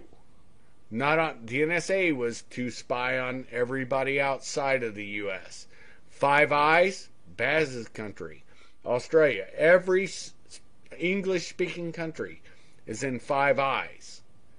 Guess what? They used a British man to spy on an American citizen because a Brit can still spy on an American, but because of our laws, our SOFA agreement, we can't spy on Brits even though we do. And they bought that information privately to go after Trump.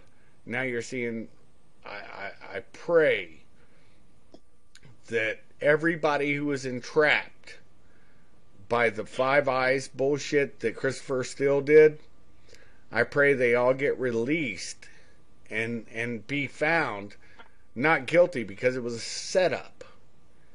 And if you think Five Eyes wasn't used, there's a reason why when Mike Rogers went and talked to Trump when he got elected and said, you were tapped. Yeah, wiretapped. No, he meant everything tapped. ELINT, electronic intelligence, was being pulled out of Trump Tower.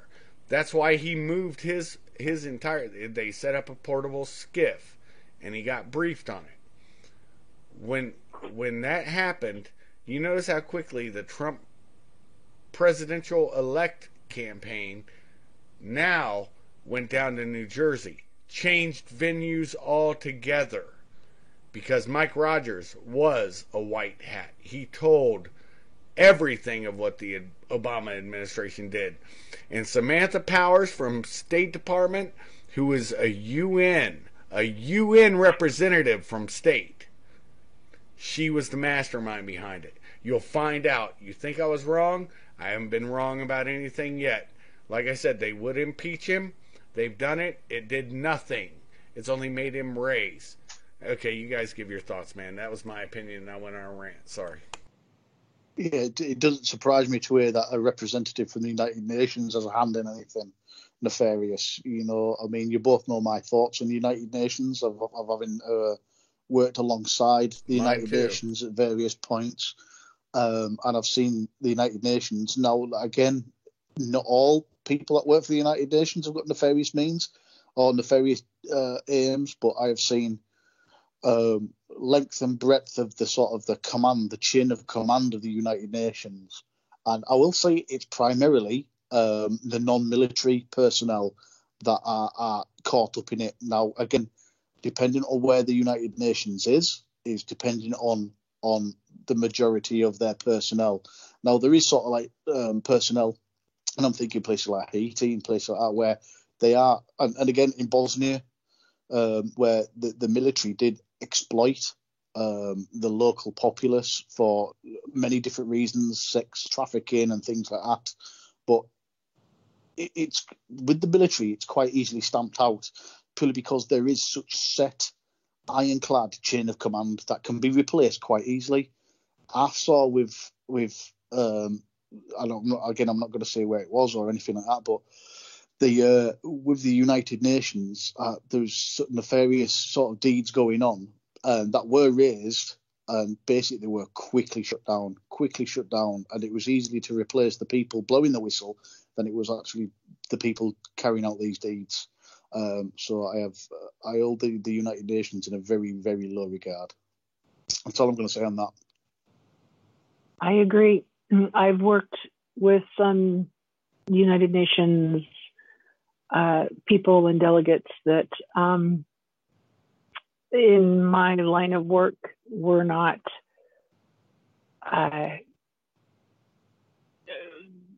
for lack of not being able to say anything. They weren't scrupulous. They weren't scrupulous. As soon as we catch a bad guy, they have connections in the United Nations, and before we can get on the plane and come home, the bad guy is released. Yeah. They don't have scruples. They don't have scruples, sister.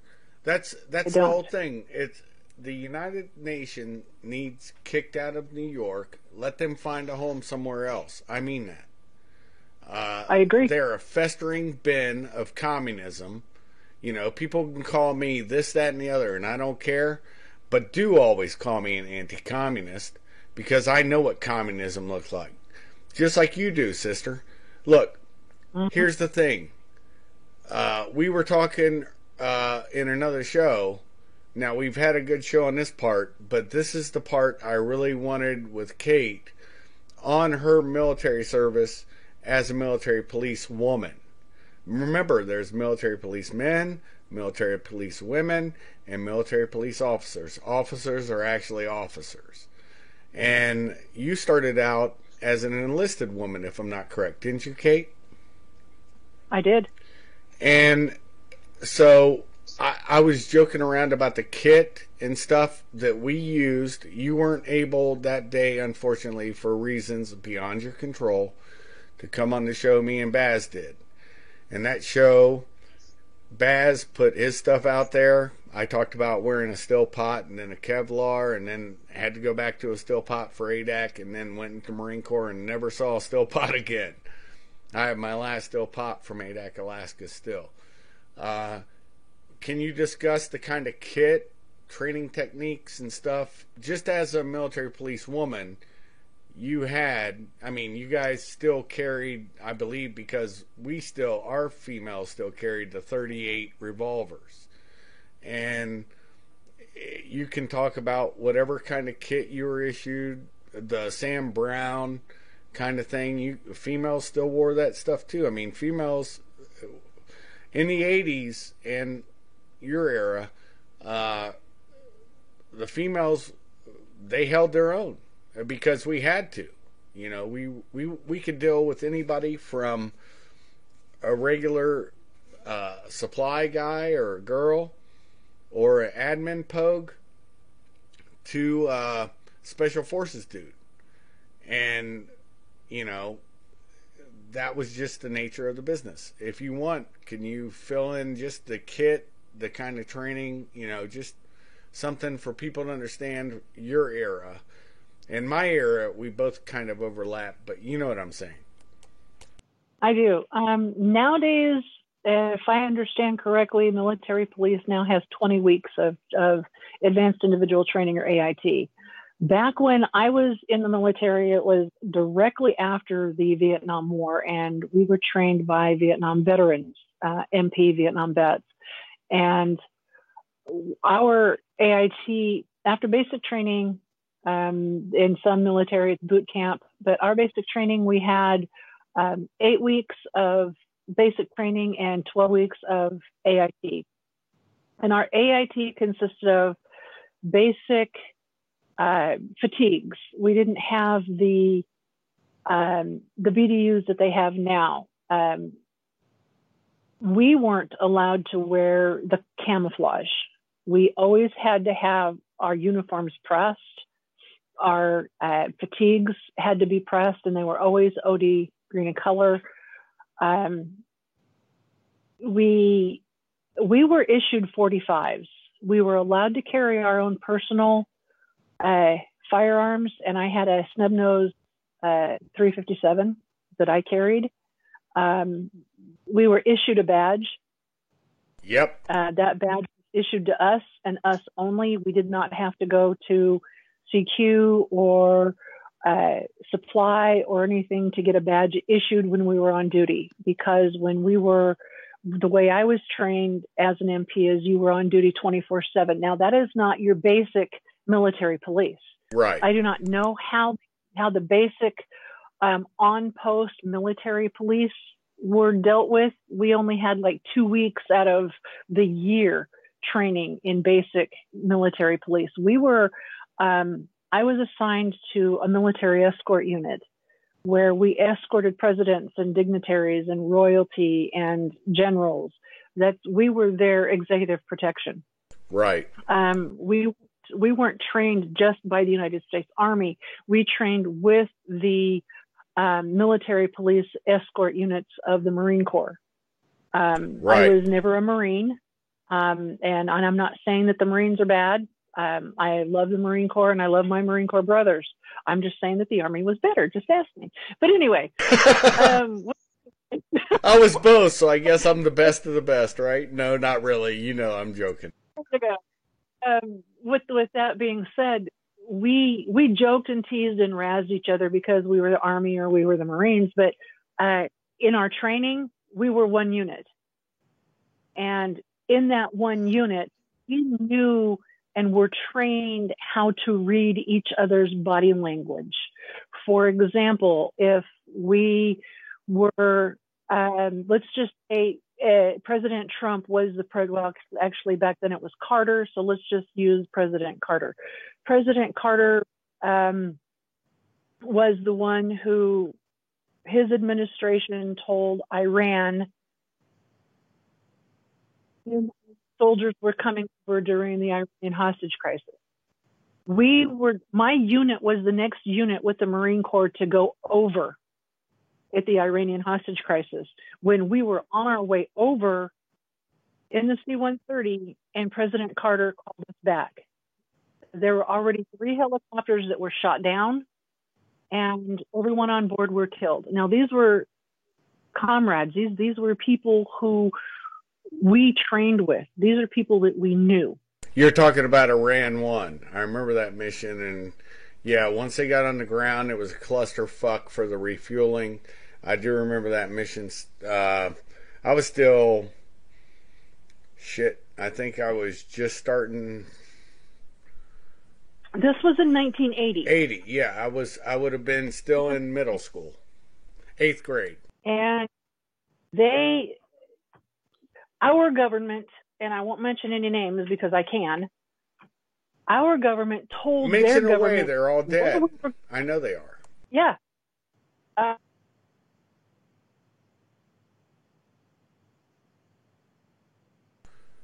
Kate, you're not coming through. You must hit pause or mute. I think Kate hit mute because it shows she's still on. But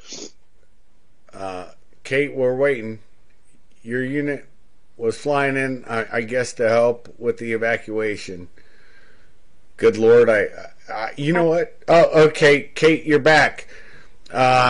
You dumped out. Continue on. I'm assuming you were coming in to help to evacuate the civilians, and I'm sure I'm correct on that, but you run with it. When we were called out, we had been trained at Fort Drum, New York, which at that time was similar to the terrain of Iran. And so we were trained in hostage relief and hostage recovery, rescue recovery. So we were the next group to go over to secure the hostages The Marines were going to secure the area. They were going to take care of the bad guys, and we were going to secure the hostages. When we were called back, we were reassigned and told not to discuss our training and not to discuss what actually happened.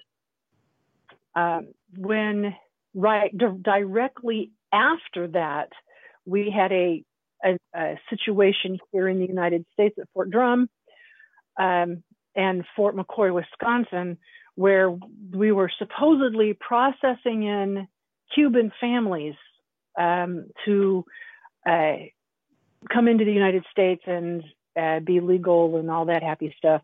And what we were really doing was processing in Cuban soldiers. We weren't allowed to talk about that either. That would have been the Mariano boat lift, right? Yes. We did riot control at Fort Chaffee, Arkansas. And our uniforms, like I said, were just your basic fatigues.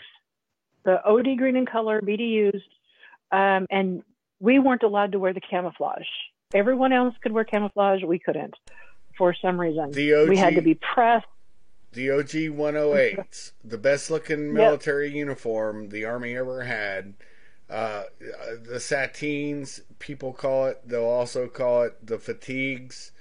The BDUs, battle dress uniform, was the woodland camouflage uniform. And if you were stylish back in the day, you could still wear it up to 1986, because when I got in, I got issued. They were trying to dump the uniforms, is what they were trying to do, Kate. You could still wear the Sateens. You could still wear the Jungle Jams. Now, you could still wear them going through Jungle Expert School down in Panama. But you could wear the Jungle Jams and the OG 108s till October, 21st of 1986, if memory serves. Back then, 1986, I was getting out of the military. But when we were in Arkansas, Fort Chaffee, Arkansas, the processed Cubans that were processing in, there was at least a murder a day, and that wasn't from us; that was from them. Even standing in the chow line, somebody would get shanked.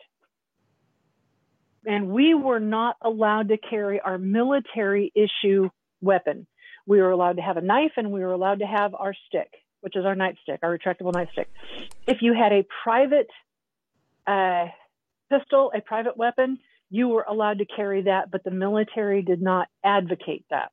But you were still allowed to carry that. And that is one of the reasons I was carrying my own, because I was forewarned when I first landed at Fort Leonard Wood, Missouri. And my partner at the time told me, this is how the military does it, so get your own weapon.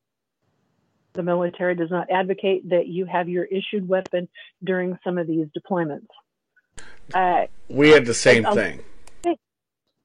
A lot of people think that it's okay. Oh my gosh, our military is on the scene.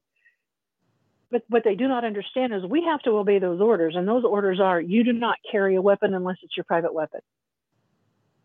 Off duty or sometimes on duty. I always had my New York Reload. That's what we used to call it back in the 80s. Which was, well, I'm not going to get into my first gun because, of course, I couldn't own that. Although I will tell you a funny story. I went into the Marine Corps, went down there. Staff Sergeant Nice, he was one of our staff NCOs and the det leader when I went on the USS Denver, Kate. And we did a rim pack, and I was 20 years old. I'll never forget it. Staff Sergeant Nice. How old? Huh? I said, how old are you now? 21? Yeah, I'm like 22. Come on now. Oh, okay. You made me a little younger. That's flattering, but not the truth. No, not really. Anyway, so here's the point. we had a problem in it would have been 1988, with, we had just transitioned from the 45, which, I was straight up killer with. I don't like a 45, but it's my own business, 1911. But I like a Glock. Anyways, I didn't like a Glock, didn't know anything about it. But in 88, I get put in 1st FSG, Staff Sergeant Nice, awesome dude, also a gun dealer. And when the Berettas that were being supplemented, the 92Fs, came out, they were popping slides like it was cool after 2,000 rounds. And that was about the round count when they would pop slide and split somebody's nose or cranium open. And so they said to people, hey, you can get a Glock from Staff Sergeant Nice. And it got LTI'd just like your carry gun in the Army. And same thing with the Marine Corps. I had to keep it at the thing. If you weren't carrying it, you had to sign it out just like it was your military weapon, but it's your personal weapon. And, you're going out shooting in the desert. They didn't care when it came back in, and when they searched your room, they didn't search you, Same thing with the daggone AR-7 I always kept in my backpack. As long as it was in my car, they didn't search it, they didn't care. But here's the funny point about that. I'm looking at it, reading all the letters, and I'm like, well, no, I'm not 21. Staff Sergeant Nice says, initial this. And he checked the other thing. And he goes, you're a fucking Marine. So basically, my first Glock was bought in 88 when I was 20 years old. That's my first official gun that had any record that I bought on. That's a fact. And wow. Carried it all the time. And there's a picture of me on a plane with it coming out of the Kingdom of Saudi Arabia when I was I just turned 22. So yeah, back in those days, the military was allowed to carry their weapons on planes, not their M16s or their rifles, but back when I was in the military, obviously eons ago, when we were escorting, it didn't matter who we were escorting unless we were on Air Force One. We were allowed to have our sidearm on the planes. Woe into anybody who tried to grab our sidearm though, because we would be quite. We were always on alert, and you don't stop being on alert even though you are no longer in the military, so to speak, but in the private sector you are still always on alert. You have to be. I'll tell you one thing that's funny is Baz still? I think Baz is still here. Baz? Yeah, I'm still here. I'm just listening to you too. Here's the funny part about this. When we went over to the first Gulf War, it was August 7th when we landed in the Kingdom of Saudi Arabia. I was still 21, and I had my 22nd birthday there. I'll never forget it. Had a shoulder rig, and then they wanted us to carry, well, I can't remember, it was a Bianchi holster. There's a picture of me with it, except it has a Glock in it. A Glock 19. Funny ass story. Anyways, but it would fit in that holster. Not well, but it would fit in it, But when we left, I believe I had a shoulder rig on. Not the one that I have now. I don't know what happened to that rig. But I also had a drop leg holster from back in the day that was made by Eagle Industries. And that was a badass holster. I loved it. Loved everything about that. It fit on my belt and everything. It is what it is.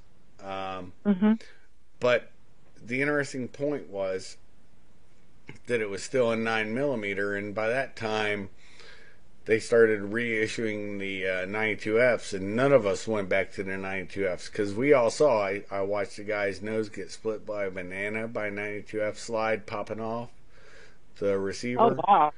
And I watched another dude get a big dent, 2 dents in his forehead from a 92F popping off. And they were just popping slide like it was cool. Brian Zenz, who's, a Grandmaster pistol champion. And I've got a picture of him over in the kingdom somewhere. I've still been looking for it because I got to share it with him. He was a military policeman. A lot of people don't know that. He's known as Gunny. He was in Top Shots. We used to have good times together, all of us. MP Company at First FSG was super tight. Every MP Company was. And I was talking about it with Baz. I was like, CID, the funniest thing was in the Marine Corps, CID was real suspicious of me. And it was because I worked for my first agency, which I'm not going to get into on this. You know who it is, and so does Baz. But the guy was like, I didn't even understand. He's a black gentleman, great guy. Not going to say his name or anything, but he knows who he is. And we talked, and he goes, I never understood why they wanted me to investigate you. And he goes, now I do. And it was a absolutely hilarious situation. But yeah, like I said, I'm nobody special. Never have been. But there is one thing the Marine Corps did have. And that was the right for a military policeman to carry their gun everywhere. And if somebody tried to infringe on our right to carry, we would not allow that.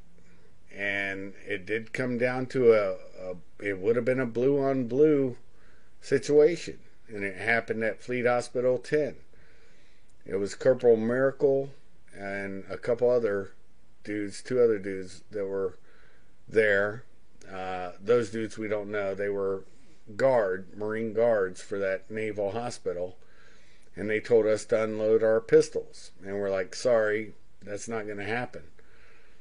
And all of a sudden it became back-to-back, tight 360, boot to boot.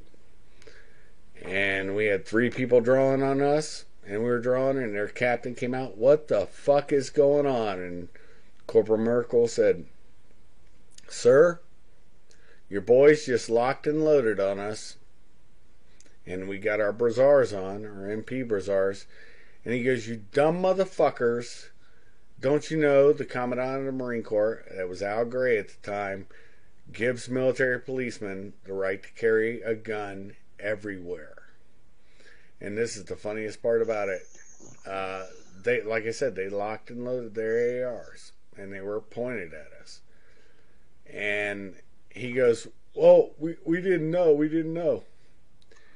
And he said, we're not loaded anyways. And Corporal Miracle stepped up and said, let me tell you something, sir. They're locked and loaded. The captain went over to the sergeant, popped that round out as he jacked it back, and said, pulled the mag out and said, Sergeant, go in my office now. He was relieved of duty and reduced to Lance Corporal. And all of his little troopies got relieved. And they all went back to private. And that's the way that rolled games. People want to say the Kaiser roll. Yeah, I know the Kaiser roll. I used to take down motherfuckers that thought they knew something. It doesn't matter to me. Rank never has mattered to me, and I've made rank. You know this. So, anyway, we're done with that. But you are the rank as an MP. It doesn't matter if you're a 5-star general all the way down. That's if you're right. an MP, you represent the commanding general of that base and that theater. It matters not. And we bodyguarded Commandant of the Marine Corps Al Gray, and nobody can take that away. We were the commandant when he was commandant. Yep. I mean, you still give respect where respect is due. and where respect is owed. Yet you are the rank when you are an MP, period. When you're on duty, you are the equivalent rank. Nobody outranks you. I remember how many bullshit motherfuckers tried to play that role. Nah, eat a dick. You're going. You're just a girl. What do you know? Yeah, I'm just a girl. I'm just a young girl. Mm-hmm. They learn quickly.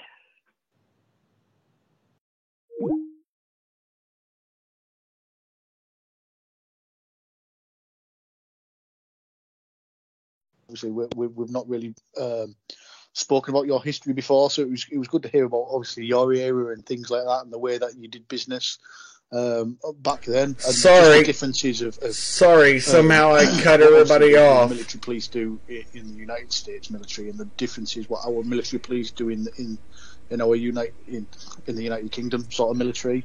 I mean, obviously, I'm not military police. I've never been a part of the military police, but I have had good friends in the military police. And I think the military police does get a bad rap. And obviously, you two have been on the sort of the sharp end of that bad rap at times, because it's just a lot of it, like you said, there is attitude towards that military police person. And again, you probably came across it in your military. Especially in your time in the military police, and as well as you, Shuff, that there is your comrades that do play on it and use that and abuse that power to a certain extent. And I think it's those people that give the military police the bad rap, because it's those that stand out of the crowd. Yeah, sorry. You can have 20 interactions with the military police, and I've had many interactions with the military police. And not all have been good, not all have been bad, if you know what I mean. Especially I'll put it as a younger soldier, most of the times I was involved with the military police because of my own doings, you know. And I would say, let's say 15 times I had interactions with the military police. 14 of those times were very professional, and it was, look, stop being a fucking dickhead, go to bed, stay in bed, and let's forget about this incident. But it's always that one point. You know, no one remembers those 14 incidents. It's always that one incident where it's like, right, I don't like you because you're a fucking horrible infantryman, so I'm going to smash you to pieces. Yeah, sorry. You know, it's always that one incident. You know what I mean? That one instant that's I fucking hate military police because of their X, Y, and Z. No, they've got a difficult job. One, they're trying to keep us fucking idiots in line, and two, they've got a whole raft of other duties to carry out, ancillary to keeping us fucking idiots in line, if you know what I mean. Like you were saying there, you've got your sort of protective details that you do. We've got a protective detail over here, and I don't know what the sort of I don't know how what the training is for your protective details over there, but I can speak for my Royal Military Police comrades. And you know one quite well, Shuffy. You know I do. Hey, I gotta apologize real quick. I didn't stop the stream, but I accidentally ended the call. So some of the stuff you guys may have been talking about may have gotten cut off when I shut my mouth, and it was me trying to mute, and instead I hit the red. So You're fine. I apologize for that, and it was not any mouth. It was just me trying to mute. So I'm going to mute again, and I do. Blackie is a brother of mine. I worked side by side with the RMP, Royal Military Policeman, and so did many of my Marine brothers. And if you want to talk about two shit hot military police organizations besides the Army and the Marine Corps, and I do hold them both because, look, the Air Force don't have the same duties as a military policeman in the field, and neither does the Navy. You know, they don't do route reconnaissance. They don't do having to go out into a field. We'll talk about this a little later, I bet. But I was blessed to be a military policeman that worked field and white hat, and I always specialized in field. And I love going to the field. I still do.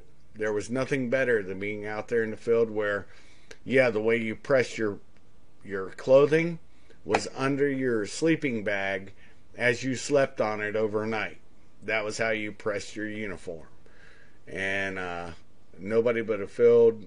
I remember that. Yeah, and we had to keep our boots shiny black. If you disbelieve, I'm sure a brother of mine who was a Marine with me, he can guarantee it, and I'll just give the last name, Rodriguez.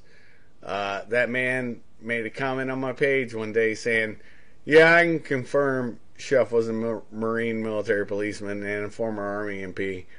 And I just didn't like the way he kept his boots shined. And Rodriguez was a badass. That motherfucker, even in the field, his uniform was pressed, and he was just an outstanding Marine. He was a poster Marine and should have been a poster Marine for recruiting ads. Anyways, go on, guys. Sorry.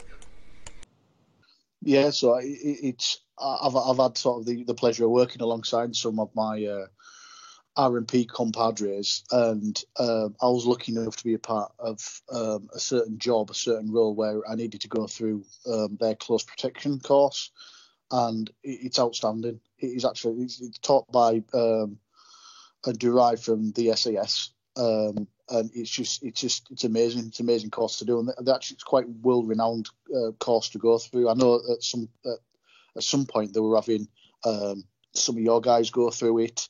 There was some German, some Dutch guys going through it as well, and it's just a really good course, hard course but a good course, and a lot of people now on the circuit, especially in sort of like PSD sort of work.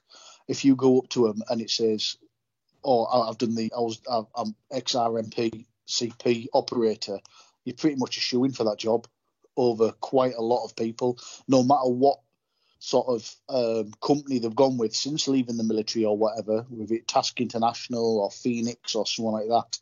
Doesn't matter. As soon as they find out that you've done the RMP CP course, you're pretty much a shoo-in for that job. That's how sort of well respected it is. So yeah, I felt the pain of the RMP at both ends of the scale, both as a young soldier doing stupid things, and then later on in my career working alongside them.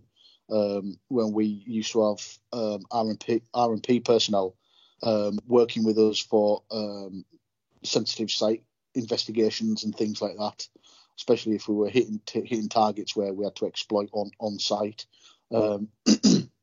So it was good to work alongside them. But again, it's always that one RMP or that one MP that will give you the bad name, and that's usually what sticks. And like you as you two guys will probably attest, it's a lot of the MPs sort of stick around MPs, the same as the infantry stick around the infantry. It's very tribal. But no, it was good to hear both of your histories, you know, and the similarities between both, if you know what I mean. Obviously, spanning two careers, so that was good. That was good to hear.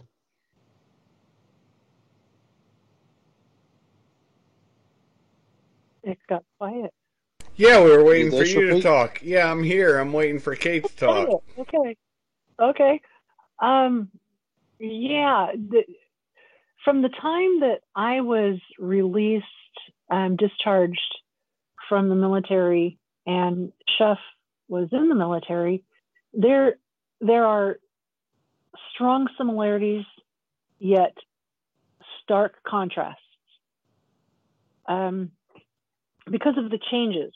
By the time he was in the military, I do not know if it was in his time. I do not remember when he started, but I remember lamenting that when I was in training, we had to wear full uniform. We had to wear our boots, and we had to carry our rucksacks, and we had to be in full uniform when we did our hikes.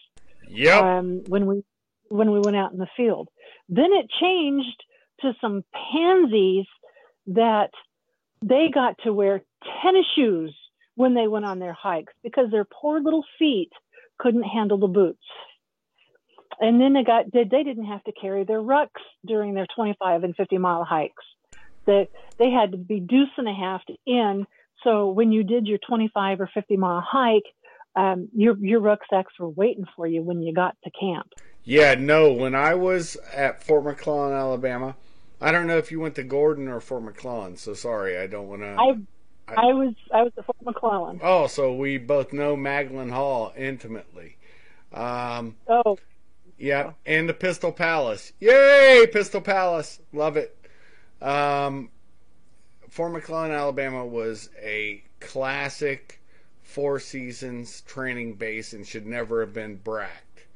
That's my opinion, and I'll stand on it till the day I die. I did get pictures under the cross pistols and the military police. Did you get the little yearbook?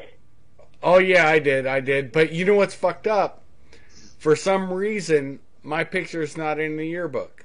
I got it sent to me. I'm everywhere in that yearbook. And my picture is not in basic. It was one station unit training, just like with you. And correct. It's not in basic, and it's not in the Marine Corps graduation picture. So there is no picture of me at my Fort McClellan graduation except for the pictures that my mother took. The Marine Corps in their AIT went to Fort McClellan. No, not during my time. We had a bad commandant before we got Alfred Gray, who was the best commandant. And he had transitioned us to, because one of our duties is ABGD, Air Base Ground Defense, same thing as with a brother of ours that's an Air Force security policeman from Vietnam veteran, awesome dude. They called him APs at that time. Anyways, that's, even though he's high speed, low drag, but ABGD, Air Base Ground Defense, is one of the missions that Marines do because we do guard the aircraft. And here's why they did it. I can't remember the commandant's name before Al Gray. It'll come to me probably. But because we do HMX-1, Helicopter Marine Experimental Squadron 1, which flies the president around, we had to go through the Air Force training, and I went through Lackland Air Force Base for AIT as a Marine. After boot camp at Parris Island, I had to go through another MP school and learn the Air Force shit that we would never use. And we only used Army forms or Marine forms or government forms, depending on, if we're going after things out of the UCMJ, or if we're going after somebody on the why am I mind dumping it now? I've fucking used that so many times. USC's, United States Codes, or assimilated state law. But anyways, that was the point of that. And see, that's the whole thing. It's nebulous. You're still enforcing the law while you're in the field, and the laws of land warfare, which are fucked up. We've talked about that, and the mercenary laws that are in international law. And I feel the same way about the laws of land warfare and the mercenary law. If you're going to be shot, your lawyer should be shot, because that means he's totally inept, because the laws are written so poorly, and yet nobody wants to face it. We do need to have both with the Hague and with Congress, they need to unify the laws and figure it out and make it correct. But anyways, that's the whole point of that little rant of mine. But other than that, I loved being a field military policeman more than being a baseline military policeman. The highest, I'll tell you this, and I'll even talk about his name. Staff Sergeant Peterson, he retired a Master Guns, an E9. Gave me the highest compliment I ever got. He said, Shuff, and I know why he said this, and I'll explain it, because I didn't give a fuck about anybody's rank. And I never would, because I didn't have to. And I carried it over into my time in the Guard until I went into federal service. What's right is right, and what's wrong is wrong. And he said, Shuff, in the rear, you're a nightmare. Because I didn't give a fuck. I would do my job. And it caused me issues. But I don't give a fuck. I did my job. I'm still free and, not in prison, so obviously I didn't fuck anything up. But he says, I can't replace you in the field. And I looked at him and I said, Staff Sergeant Peterson. He's like, what, Chuff? As he's leaving. Turns his head. And I said, thank you. That's the highest praise I could ever get, because I'm a fucking Marine military policeman. We're supposed to be in the field, not doing white hat shit. And because it was a field MP unit that wanted to always be white hat. And then all of a sudden they got a field mission.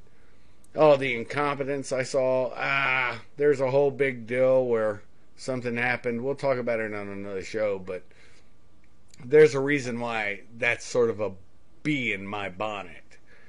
Because, I heard many people trying to believe what they think a military police does in the field, but they never knew. Oh my gosh. They never knew. But in the Army, unfortunately, for me and 6 other people, and one of them was with me when the Kingdom of Saudi Arabia was hit in Jebel with that Scud missile, he was former Army too.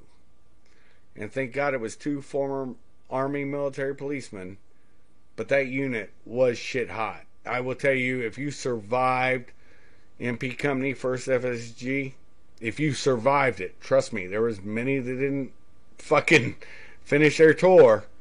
Trust me, even staff NCOs. If you survived that, you were shit hot. You were a badass. And it didn't matter if Our job was not for the faint of heart. Yes. Marine or Army. Being a regular MP was so much different back in my day than the field unit MPs. I belonged to the 463rd out of Fort McClellan. No, not Fort McClellan. Fort Leonard Wood. I keep wanting to call it Little Korea. Yeah, that's what they used to call it, yeah, because of the mountains. Mm-hmm. Belonging to the 463rd, you didn't have to have a different military one unit. I mean, like a lot of people were transferred. They'd go to Okinawa or they'd go to a different base and be assigned. When we were assigned to the 463rd, that's where we were. We didn't get reassigned. We were to a different base. We would go to different bases because of our job. As a detachment. Yeah, I get that. But we were always the 463rd. Yep. I went to the Berlin Brigade and worked with them, and went to SHAPE for a couple months in Brussels. And my last year in the Army was Adak, Alaska, Aleutian Islands. Mm-hmm. And the pictures are all on my page. I don't give a fuck. I mean, the truth is out there. Like I said, we went from Still Pots at McClellan to Berlin Brigade. I believe us in the 82nd and maybe the 101st, if memory serves, were the only ones that got Kevlars at that time. And I could be wrong on that, so people will correct me, because it may not have been everybody, because I did remember seeing a lot of Still Pots still. So, Mm-hmm. anybody can correct me on anything, and I'm not going to fight them on it because I've seen transitions numerous times in the military from ACUs to the Scorpion, or well, what used to be called, I can't remember what they called it before Scorpion, but it's the little splatter looking pattern that they wear today. Oh, yeah. Yeah, I can't think of what they called it, something else before it was Scorpion pattern. Anyway, so the point is, I've seen the transitions, and then I went to ADAC Alaska, and guess what? It was still POTS again. And then the Marine Corps, I never saw a still pot after that. I saw nothing but Kevlars from basic training on, or boot camp on. But basic training in the AIT and over into Europe until I went to Berlin Brigade, nah, I never saw a Kevlar. And then I saw it the first time, had to put my helmet band in a brand new helmet, and I still have the little booklet that came with the Kevlar, and they said, oh, it would stop this, that, and the other. Nothing direct, but there is a from the invasion of Grenada, if memory serves, at Fort Benning, Georgia, at the museum, there is a direct fired round that hit a 82nd Airborne trooper in his Kevlar, and it's on display because it didn't penetrate. I don't know what kind of round hit it, or really if it was direct, it could have fallen off a twig or whatever. But I believe that helmet's still probably in their museum. I went to the museum. I will tell you this: if you're a military policeman or woman or an officer, please go to Fort Lost in the Woods, Leonard Wood, Little Korea, like you said, and go to that museum. Stand under those cross pistols and walk Military Police Memorial Grove. And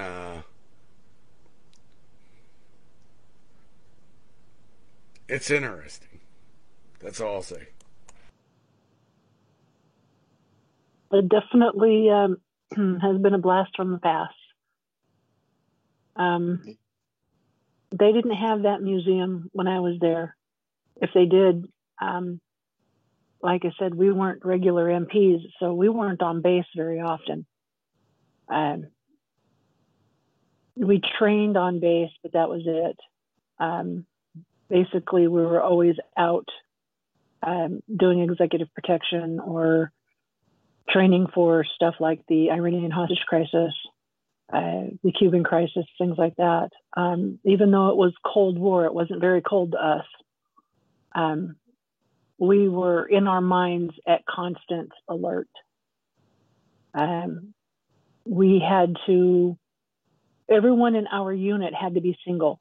We could not be married because being married was a liability. You could not have a crutch, such as alcohol or smoking. So everyone in our unit, we couldn't smoke, or we could not drink alcohol or be an alcoholic. I mean, you can occasionally have a glass of wine or a beer, but not all the time. Or you would be out of the unit because it was a crutch. And they did not want anyone to have a crutch in our unit. I do not know if that changed since my discharge. It probably has. I don't know if it has or not. Has that changed, Jeff? Well, all I can say is that you could not drink 8 hours prior to duty, and this is on my first site before I went to Berlin Brigade, because it was Nuke Fizz security. You know what I'm talking about when I say that. You couldn't drink 8 hours prior or 8 hours after for recall. But it was fireman's hours. You were on 24, off 2. That's how it cycled for that unit. We were 4 days on, 3 days off. Yeah, we were 1 off, or 1 on, 2 off. And then we had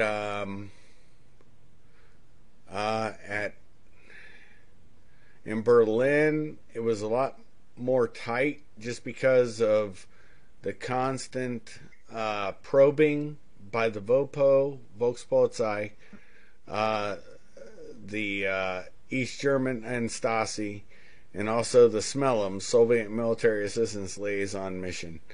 We were kept really tighter under that, and then in Brussels, I believe it was no alcohol at all. But like, it is what it is. I mean, I'm not gonna say I chewed tobacco. I think at that time, I don't think anybody said anything about that. I always had snuff in my lips, everywhere. So I don't think that was ever an issue for me. I wasn't really smoking. The Marine Corps, it wasn't until probably my time in Okinawa after the Gulf War I was smoking, still mostly chewing. During college, I think I really picked up smoking, and I was in the National Guard. Are you college educated? Oh, no, I'm not. I never went to college. Did I say that? Sorry. Oh, okay. I never bring that up. It's not even on my CV, actually. It actually isn't. I don't care about it. It was good. It got me to. I was still fortunate to go to colleges that taught critical thinking. They didn't teach this social bullshit. Same with my high school. It is what it is. I mean, who gives a fuck? And that's really how I look at it. College education is a waste of money. The best education I got was in high school, as I did my normal classes in my last 2 years of high school until I graduated at 17, was learning how to weld, and it gave me a good in to become a union iron worker with Local 172, and it put me through college and my undergrad. And so anyways, that's, like I said, I have no beef with any. Look, I'm from a trailer park. I live in a house now. You think I give a fuck about what anybody thinks about me? There's nothing. The trailer park. You had 4 walls and a roof. That's what I'm saying, girl. So, but definitely. Well, we've been doing this for 2.5 hours. Oh my God, have we? Hey, let's let Baz jump in, and then we'll close this damn thing out. Hey, God damn it! Why do we have so much fun when we do this? No, it's just been good listening. Obviously, I joined the military after both of you. I think I joined the military after Kate had left, and obviously I joined a few years after Yusuf. So it's just good to, even though obviously our differences in militaries and that, and it's spanned by an ocean, but it's just listening to the stories of the ones that came before me, and then the passion in your jobs and stuff like that. It's good to hear, and it's always those things that you can look back on and be proud of, And let's be honest, the military careers that we've lived through and we've survived through, lots didn't, and it's because of those we sort of carry that flame forward. And if anybody asks me to join the military nowadays, I'll always be honest with them. I mean, I was lucky enough to actually do a bit of recruiting before I left, and on the face of it, it's like, yeah, the military is a really good thing. And it was only when I was going away, I primarily recruited for sort of the infantry and the special forces, or the special forces reserves, that's sort of your version of the National Guard. And when I got them away into a wood line and stuff like that, so I used to take them away on events and stuff like that, just to give them a look at life. I used to say, so what's it like in the infantry? I always used to give them the unadulterated truth about the matter, undiluted. It was like, this is it. This is what it's like in the infantry, X, Y, and Z. You'll do this, you'll do some really cool shit, and you'll fucking blow shit up. But then there's times where you're carrying the body of your friend who's just been shot through the throat, or he's just been blown up by an IED, and then just the menial shit in that as well. You are always doing cool shit, You know what I mean? Your day-to-day life. This is what you actually do in your day-to-day life. Yada yada yada. You know, so it can turn people away. But I wanted to turn people away purely because the military is not for everybody. And the problem what we're having now, and I don't know whether you're having the same problem, but it's recruitment and retention in the military. You know, our military now is actually fucking tiny. Actually, if by description, we don't actually have an army anymore. Excuse me. Because a standing army is of 100,000 strong. The British Army at the minute it's under 100,000, which if you think, but as a nation, you know, it's still is small, even though we're only a small nation. But it's not just getting people in; it's getting the right people in. And exactly. the military have outsourced it to a civilian recruitment agency, and it's just it's social. They're trying to apply the military with social justice. Like this is not a social experiment. This is a military. At the end of the day, as an infantryman, what is your infantryman there to do? He's not to like walk around looking pretty. The DS answer to a military, an infantryman's job is to close with and kill the enemy through close quarter battle, using what he has to his means. You know what I mean? Well, that's blowing him up with, you know what I mean, close air support, whether it's shooting him at 300 meters with a rifle, or whether it's sticking a bayonet into his abdomen. You know what I mean? To do that needs a certain kind of person. You can't have somebody who chooses their pronouns on a daily basis doing stuff like that, who gets upset when they're misgendered. You can't have someone sticking a blade into the abdomen of another human being because they get upset because they've been misgendered. There's a certain type of person, and I think that's what we need to be careful of. Militaries in the Western world of getting the wrong people in, because it gets to the point where it'll say, yes, we've got all these numbers on. Look, we've met our recruitment targets. Yeah, but let's send these people to war now, and you could probably cut that in half of people that actually can do the job of a soldier. Hey, you know? Paz, I got to correct you on something. With this whole thing about bringing in transgenders and everything, I think the job of the military now is to locate, close with, and stab not the enemy but also, you know, your battle buddy with not a blade, but your penis into the abdomen, lower abdomen of your coworker. That's how stupid this has gotten, dude. This is fucking retarded. And you know, that's the whole thing that's really destroyed. Well, actually, I can't say that. The military that I've served with, the young men and women that I have seen on the forefront of this shit, that's Hean and Sheehan is the last on their mind. It's still the mission. I mean, I remember when the military police we got attached with when I was working for DOJ over in, it was not in Al Qud, it was in Mosul, where we had females. Their op tempo was the same as ours. They had the females had a set time they had to take a shower. And in all honesty, they would step in and just be like, I gotta get a shower, motherfuckers. And we'd be like, yeah, cool. And you know what? None of us were looking at their tits and their stuff. We were it wasn't about that. It wasn't about that. Yeah, we were brothers. No. Yeah. No. We were brothers. Yeah. It was about mission completion. It wasn't about who's gonna he and she in. And that's the thing. They think. And, you know, young men and young women, they got their testosterone and their estrogen, and they want to do the he and sheeing. But when you're exhausted, guess what? Ain't nothing happening down there. You're just... That's the last thing on your mind. It's the last thing. And we treat these people like they're special snowflakes, and they can't stand to see... And honestly, I do blame porn on this and all this other ancillary shit that they're trying to feed our kids. I think it's destroying a productive thing that is sacred, and we got to dirty everything up. Fuck that. We need to be the voices every veteran needs to be the voice to say, you know Something what? Baz, Yep. something Baz said. I agree. We need to be the voices and say, it isn't like that.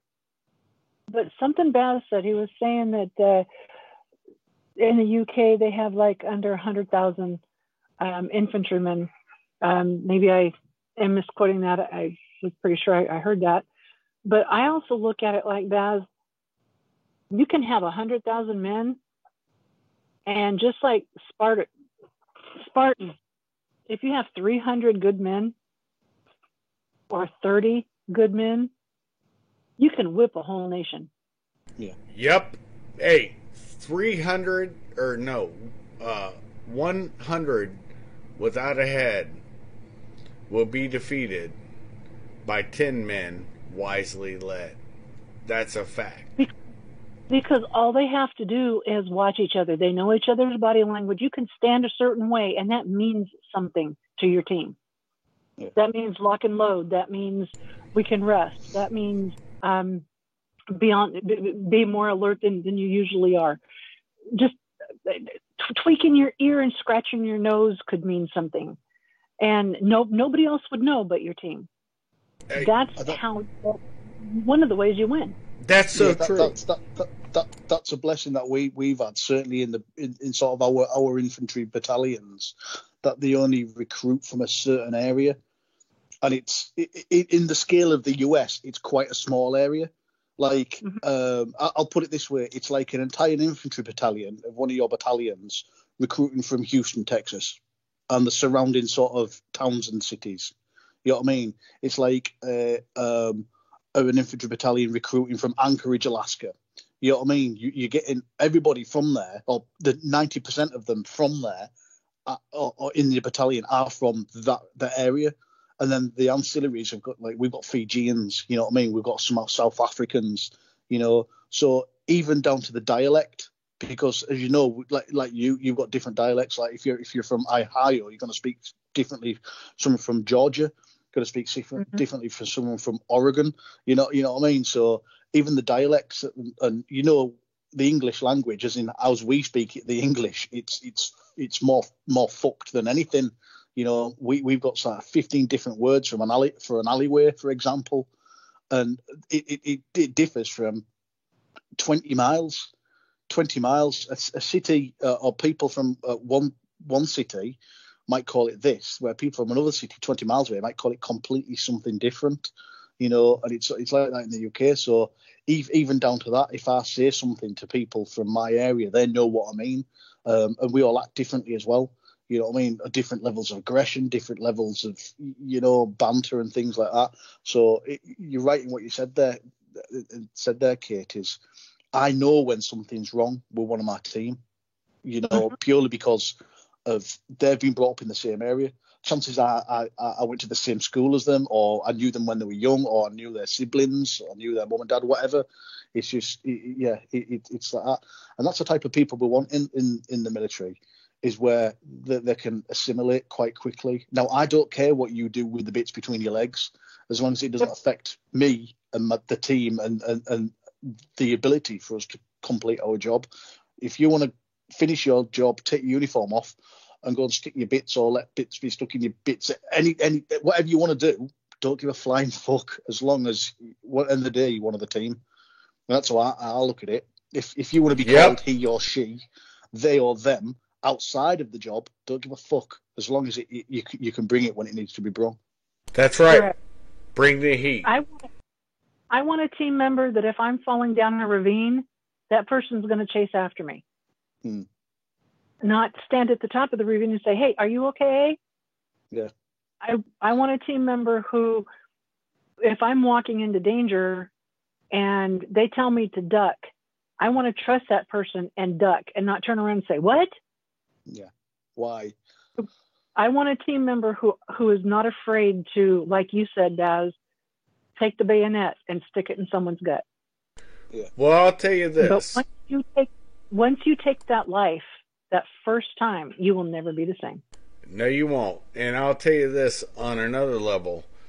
With Corporal Merkel, And he and I have never spoken since the Gulf War. But when that sergeant and his little siblings, or whatever you want to call them, his little troopies. His goblins. His goblins. Yeah. His fucking lizards. When they all locked and loaded, there was not a hesitation.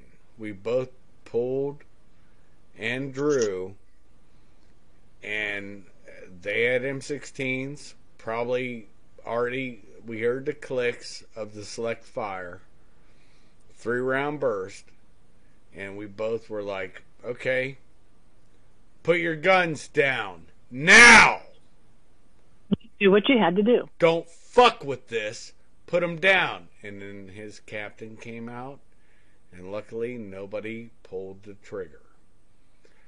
And But I had a bad day. well, they did have a bad day. We didn't. We just had to write reports. Gunny Gamo came out, and it was a big doings for them, not for us. But the captain was like, yep, my guys were wrong, and I'll give them training on this. But they still all got reduced in rank. And you know, when he said Commandant of the Marine Corps gives military police a special dispensation to have their firearms on them at all times.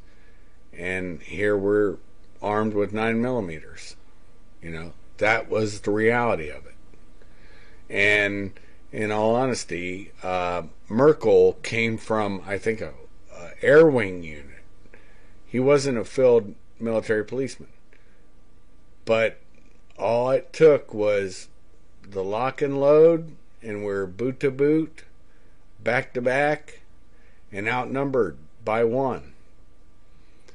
And they had rifles. And trust me, that's not a good feeling. It was close in. And I remember thinking, once it starts, you're going to get hit. And I had a actual Kevlar vest, not one of the military issue ones, just like he didn't have one, but it would stop a bullet from a pistol, not from a rifle. And so both of us knew we would be ventilated. And don't think those three wouldn't have fucking fallen just as quickly. Right. Because we already had head time on them. And anyways, it's a sad thing to think about, and thank God nothing happened. But, you know, that's the job of a military policeman. You just can't back down. You can't. Even if you're outmanned and outgunned, you can't believe it. You don't want to believe it, because you know in the end you'll be held right, and they won't. And anyways, it's with that being said, it's 2:30, almost 2:40. All right. Well, thank you guys for stopping by Kaiser's Castle, and hopefully you guys learned a little something. Maybe you did, maybe you didn't. Who gives a fuck if you don't, and you don't care? But you've heard the truth spit by 3 people today. And hopefully you got a little something. Thank you for stopping by Kaiser Castle. I'll slowly raise the drawbridge as you all get off my big orange couch. Finish your coffee, tea, soda, or adult libation. And go home. Love your family. Love your friends. Chef out.